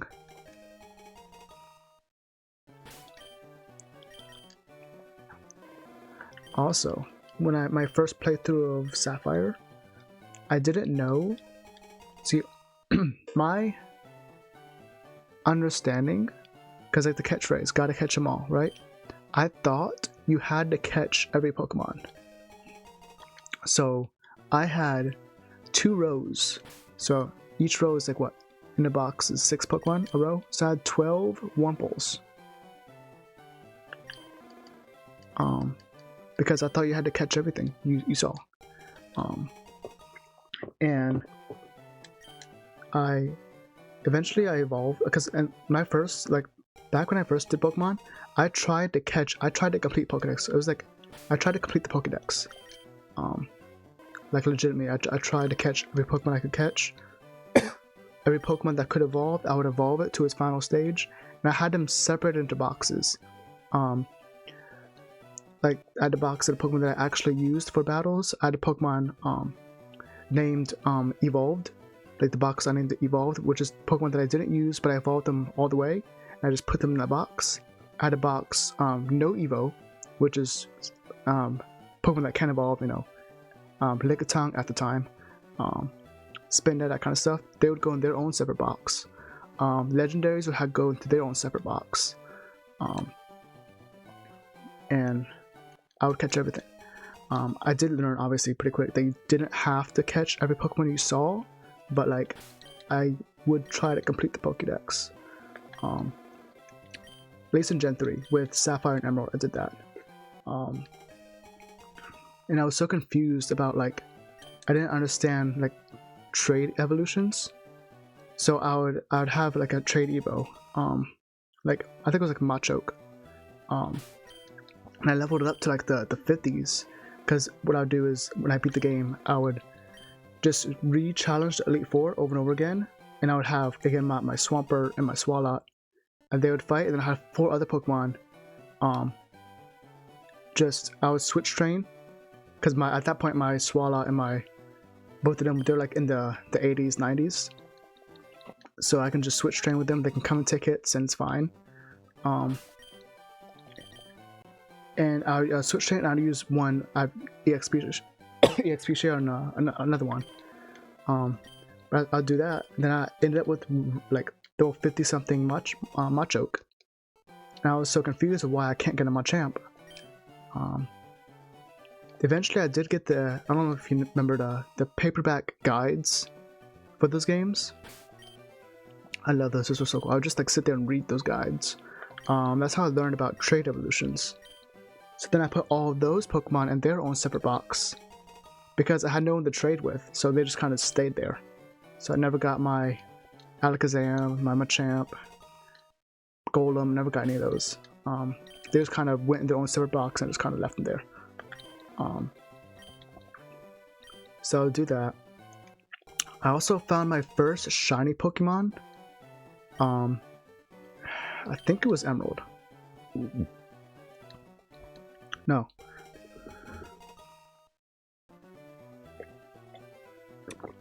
It had to be Sapphire, because in Emerald they have the little, the little animation that they do, like this Charmander. It does the little bounce. When they appear, and I'm pretty sure the core fish did not bounce, because they don't do that in Ruby Sapphire. They started doing that in Emerald, and then Violet, Red Leaf, Green, they started doing that. Ruby Sapphire, they don't. They just kind of appear on the screen, right? I found a core fish. I'm pretty sure I was fishing. It's Route 118 or 117. The route with the daycare between Mallville and Verdant Turf. I think it was either fishing or surf. You can find core fish, right? And this core fish came up, and it was a weird color. I didn't notice. I didn't see a sparkle animation. I don't know if it has one. In that gen, in those gens. But it was a different color. It was like a little bit more pinkish red. I thought it was weird. I thought it was like something was wrong with my game. This was like a glitched Pokemon. So I killed it as I was grinding, because I couldn't beat a trainer or something, or a gym, and I was grinding Pokemon there because I fit my levels the best. So I was grinding Pokemon there. So I killed the shiny Corphish. Years later, when I find out what a shiny Pokemon was, it dawned on me that I was a shiny that I killed. And shiny Corphish does look like exactly what I saw. It's like kind of like almost like magenta color. So yeah, I killed my very first shiny in those games. A lot of good memories in Sapphire and Emerald. I remember trying so hard to catch Groudon and Kyogre in Emerald. Like, I'd have to reset because, like, you know, they'd either kill my team or I would accidentally kill it or something. Then I had to, you know, turn my Game Boy off and turn it back on, try again. I remember doing that. Remember I caught Groudon while I was at my grandma's house. That's like a core memory. It was like late at night, not late at night, but I was like, I was supposed to be going to bed, but I was like, let me catch this Pokemon first, and just kept resetting over and over again until I eventually got it.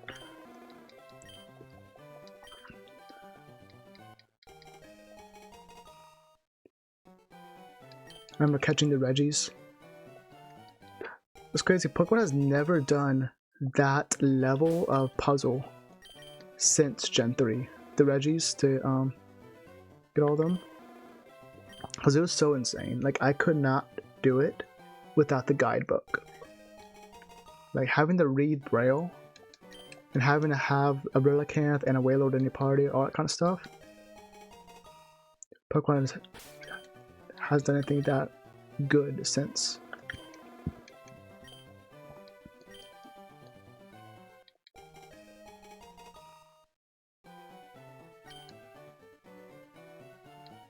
Yeah, just a lot of good memories with Gen 3.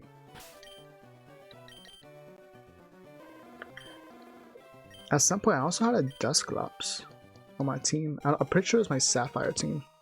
I had a Dusclops. Because I feel like seeing Dusclops and Sceptile together a lot. So I think they were on my main team. Oh, I also use a Sharpedo. I know I definitely use a Sharpedo.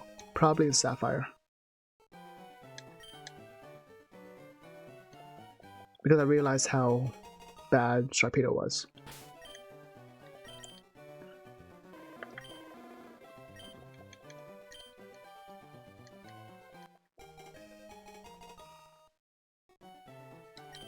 Yeah, just so many good memories for those games.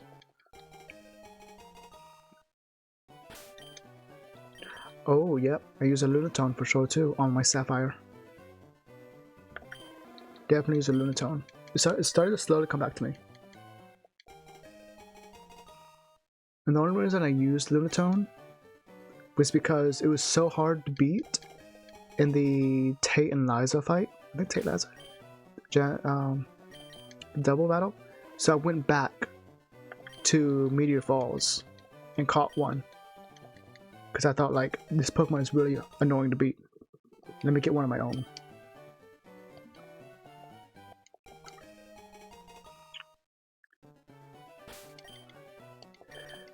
To be honest, I still do have my original copies of the game somewhere. Actually, not somewhere. I think I know where it is.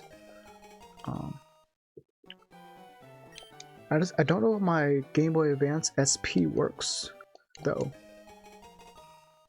Actually, I know it doesn't. Well, it does, but I don't have the charging cable for it. So I know it's super dead, but I don't have any way to charge it so that I can play these games. Because I think it would be really cool to go back and see my original team and stuff. See what moves I used. I was definitely the person that had all attacking moves. Like, I think my Swampert had like Surf, Waterfall, Earthquake.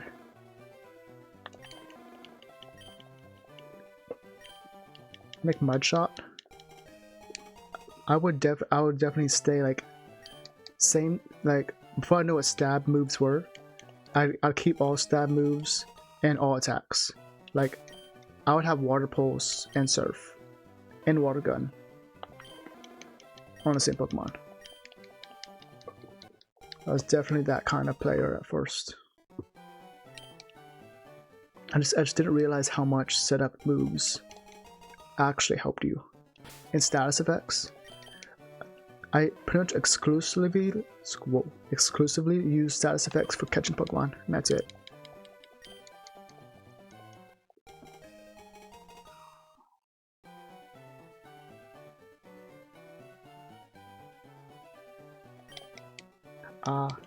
I see.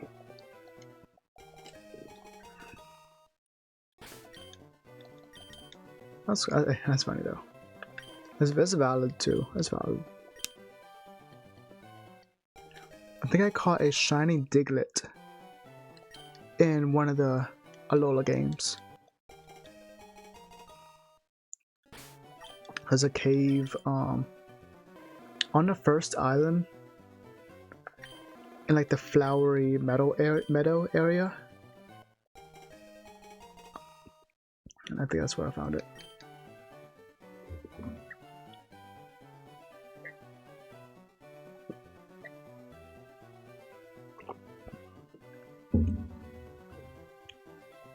Hey, what was your first game? What was your first Pokemon game? And what was your first starter? That's a good question too that you had. Which one did you choose first?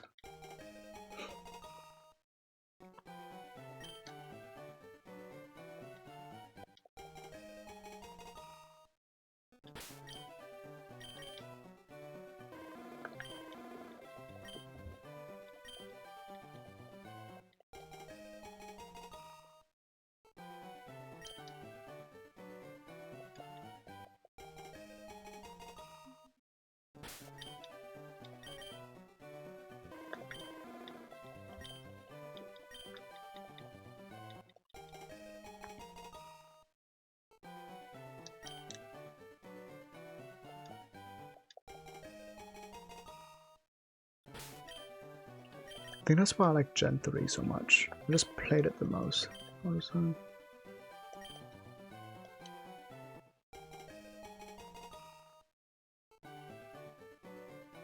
Oh wow, nice. Ultra Sun is a very crazy place to start because that game's actually one of the hardest Pokemon games. Oh, bacon, nice. I actually didn't really start nicknaming my Pokemon until I started doing Nuzlocke. But I just felt it was better to name them, have them be their actual names instead of giving them a nickname. But yeah, I think Ultra Sun, Ultra Moon are one of the hardest Pokemon games. Just because of Ultra Necrozma. That fight is actually kind of difficult. And the totem fights, like them always starting with a stat buff, and they call in support Pokemon, and they can keep calling in support Pokemon. They have a chance to. That's actually pretty difficult.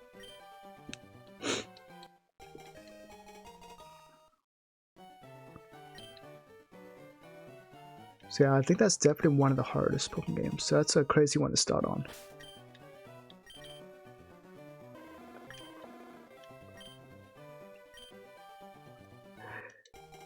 That's 25 is kind of crazy. I don't think it took me that many. It took me like 3 or 4 tries. But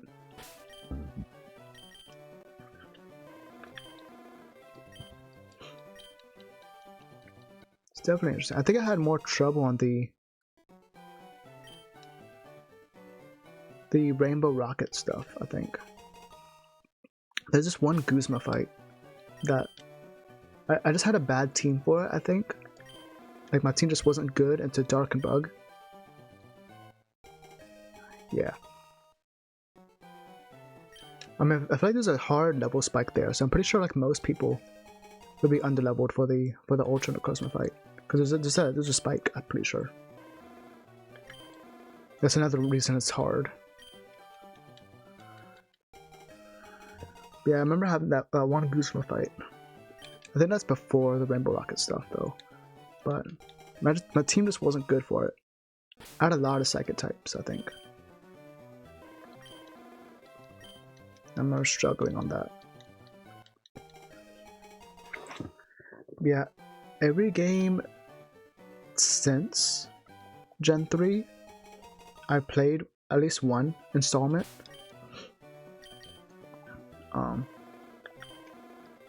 Like, I played Sapphire, then Emerald, then I played Diamond. My brother got Pearl, I got Diamond, and then I got Platinum. Platinum's so good. And Gen 5. Gen 5 is when I kind of fell off of Pokemon. I played, White version? The one with Zekrom. And then I went away from Pokemon for a couple years. So I didn't play Black and White 2. Obviously I have since gone back and played them.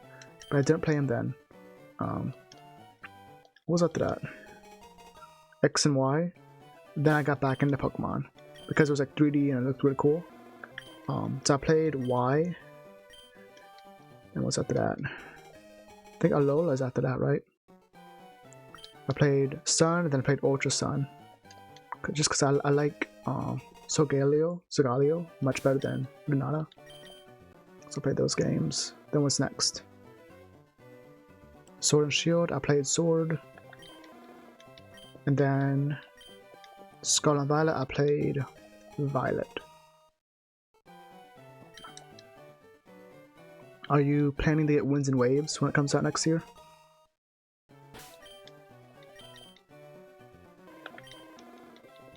If it's available for the Switch 1, then I'll probably get it. But if it's Switch 2 exclusive, probably won't, honestly, because like I don't want to buy a Switch 2 just for one game. It's pretty much just gonna be one game because I don't really play a lot of the Nintendo games anymore, besides Pokemon.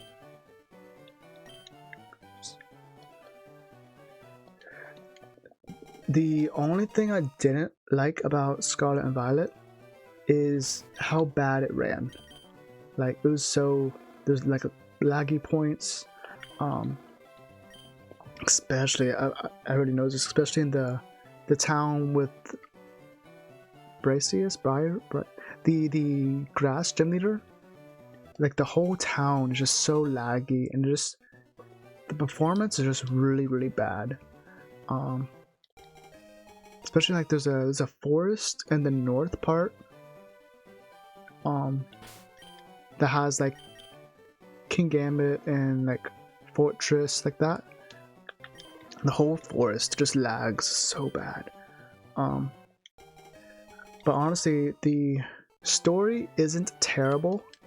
Like the main story, the whole like side, like the quote-unquote evil team, I mean, it's an interesting message, but like not like an evil team though.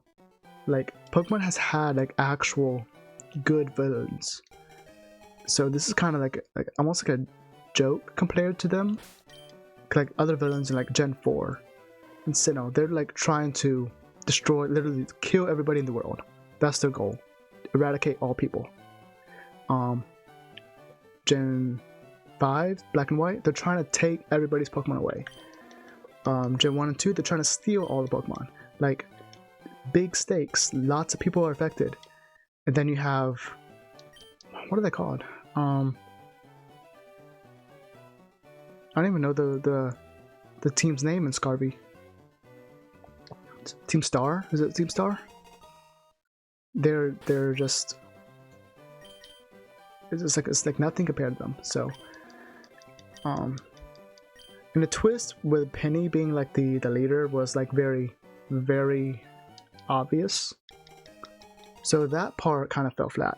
The Terra Pokemon, was that Terra? The Titan Pokemon. That was a really cool story. I really liked that. Like the kind of almost mini raid fights.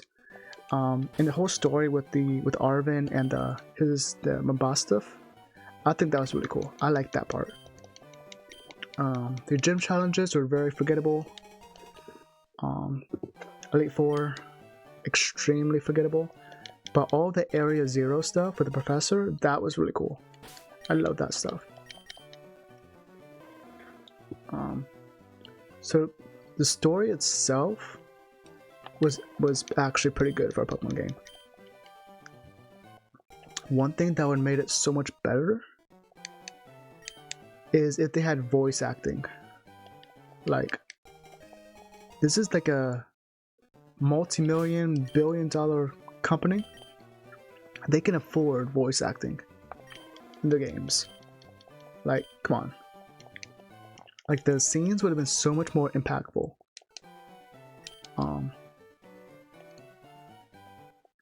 Like, I don't know if they do it in Scarby, but I do know they do it for Legend ZA. Like, the characters' lips would move as if they're talking, but there's no audio and just text. I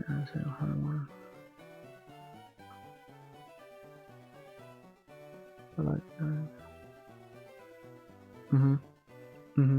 Right. Like, and not even for everything, like just for like the cutscenes, having voice acting for just for the cutscenes would be so cool. Would make it so much better, more impactful. But honestly, Pokemon, like Game Freak as a company, Nintendo, they can definitely afford to voice act the whole game. They can do everything. They can do all that and be within budget. I don't know why they don't do it. I think that's the biggest thing. That was a crazy fun fight. I didn't play it, but I watched a lot of gameplay of it. There's several like Poketubers that I watch, and I watched all of them play through it. So good. Such a cool fight. Because this is actually like Pokemon, but it's an actual like boss fight where you have to like run around and dodge like the beams and time your attacks. I think that was really cool. That was a really cool fight. And the whole like final scene with like the Mega Zygarde and the giant gun. We finally get Pokemon Gun. After all this time, we had Sword shit, now we finally got Pokemon Gun.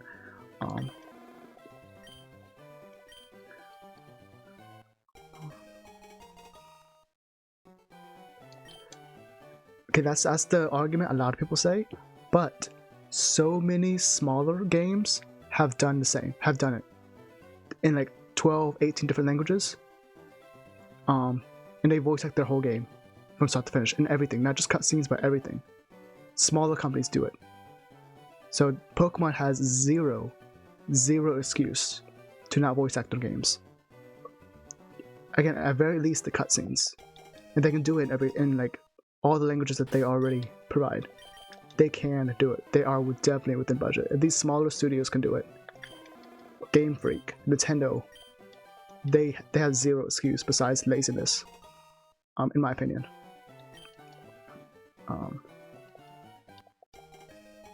Or just like refusing to break from their mold that they set.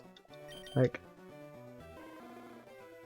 they've already made a thing where their player character never speaks, and that's kind of a trope with all like kind of RPGs, that the main character never speaks, and no voice acting. They've kind of set these these standards for themselves, and it works. So I think that's why they kind of want to stick to it to a point, but some things can't stay the same like this. Like it's so like outdated, and it just makes them look lazy when they don't do stuff like this.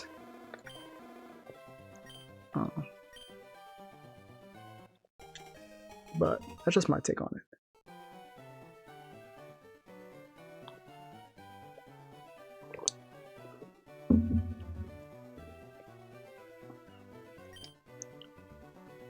Honestly, Legends Arceus, not Legends Arceus. Well, yes, Legend Arceus, but also ZA. I really like the battle mechanic, the real-time battles. That's something I've always wanted in Pokemon. But I haven't played either of the Legends games, just because I never got around to it. They always come out during a time when I don't have time to play games. And then when I do get around to the time where I can play games, the hype is already like kind of gone, and at that point I've already watched playthroughs of it, so I know what happens. So I don't have any desire to play it at that point, which kind of sucks. But if they ever do a Legends game set in Hoenn, I'm playing that. I'm playing that for sure. I just hope it's not on Switch too.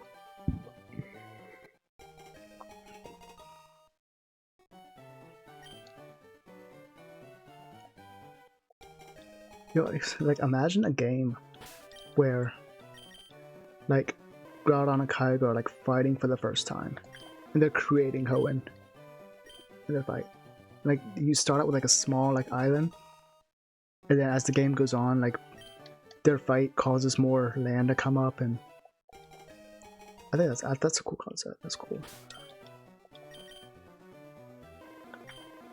But they're the primal forms. Not primal? No, they're the origin forms. No, yeah, primal forms. That'd be cool. Then maybe Rayquaza can get a primal form too. Instead of his Mega, he has a primal Rayquaza. I think that'd be kind of sick. Yeah,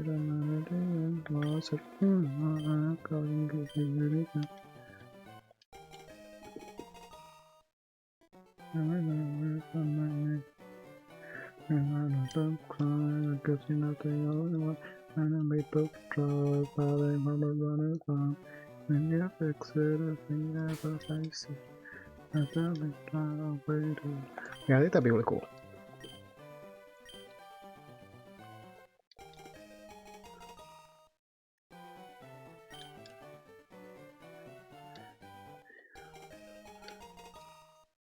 Let's see if I can do this.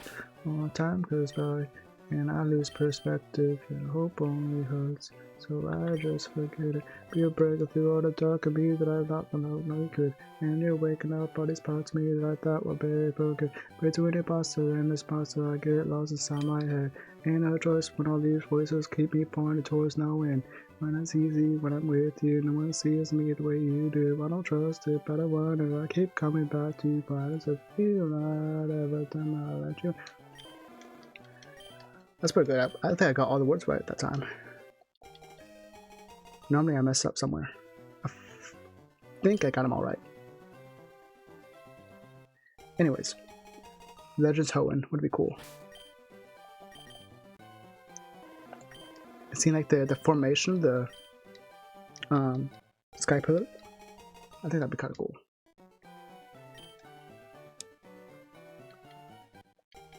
But also the Pokemon always hits with the music too. The music is really good.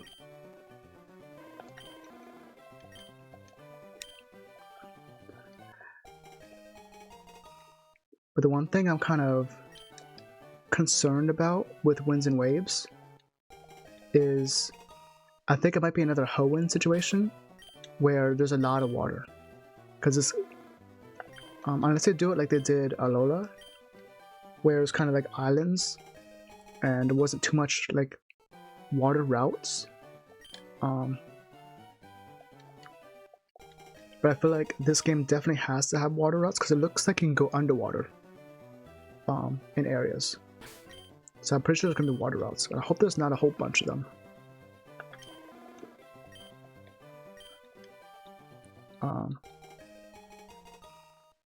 But I think it's gonna be fairly open world, like Scarby was.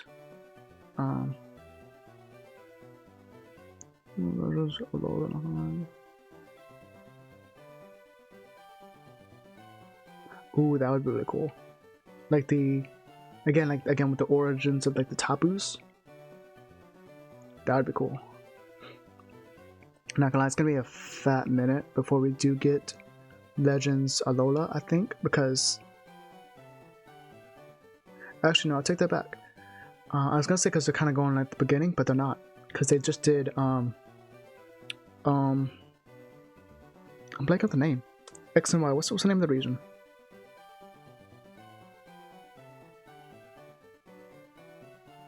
There, I'm blanking on the name of that region. But they just did, what was that, Gen 6? Yeah, Gen 6. It started out with Gen... And they started with Gen 4. With Sinnoh. Legend Arceus. So actually... Kalos, I'm so dumb. I knew that. So actually, Legends Alola is just as possible as Legends Hoenn. Actually, but I think Legends Johto would also be really cool. Seeing like the formation of the legendary beasts, I should say, because apparently they're not dogs. Seeing that, like the burn tower actually be burned, that'd be really cool. But yeah, a Legends Alola would be really cool.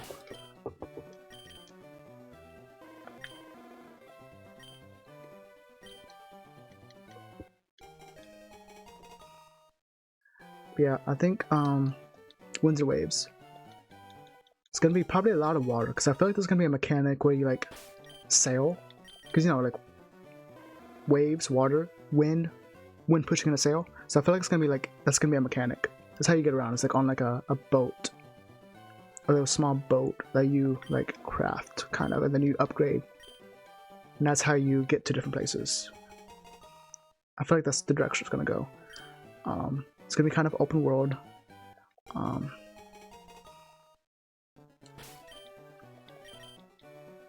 I really doubt there's gonna be voice acting. I highly doubt. I would bet there's not gonna be voice acting. But I just hope it runs better. I know it's gonna be on Switch 2. I just hope it's also on Switch 1. But I feel like Switch 1 is not gonna run as well. Hopefully they optimize it enough to where it does run smoothly.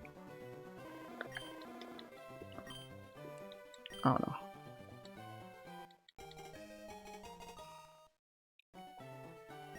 I hope it just looks better than Scarby too. The trailers for it look really good, but like those are just the trailers. We don't know what the actual gameplay footage is gonna look like yet.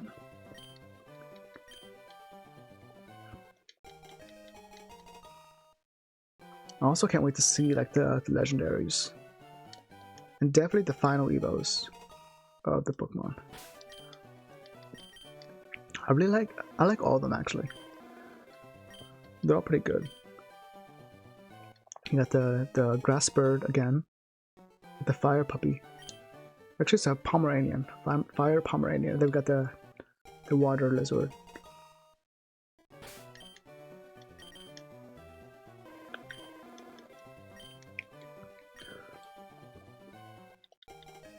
Yeah, I'm definitely excited to see. I want to see what their gimmick is gonna be, because he had Terra last one, then he had what? Z moves, the Gigantamax, Z moves, Megas. I want to see what I want to know what their next gimmick is gonna be. Hopefully, it's something cool. Gigantamax and Z moves kind of sucked. Obviously, the best one is Mega. The best one for competitive was definitely Terra. And it just makes battles more fun to watch with Terra, I feel. Alright, well, this is going to be the last encounter of the stream. We got to 7,600. Right, let's see. Is it a shiny? It is not shiny, okay. And that is 7,600 for tonight. That'll be it for tonight. More stream tomorrow. Tomorrow I'll be going back to my playthrough of how fast can I beat Hoenn using a single Rayquaza, the Green Sky Snake. But yeah, thanks for stopping by. See you around. Bye bye. Good night.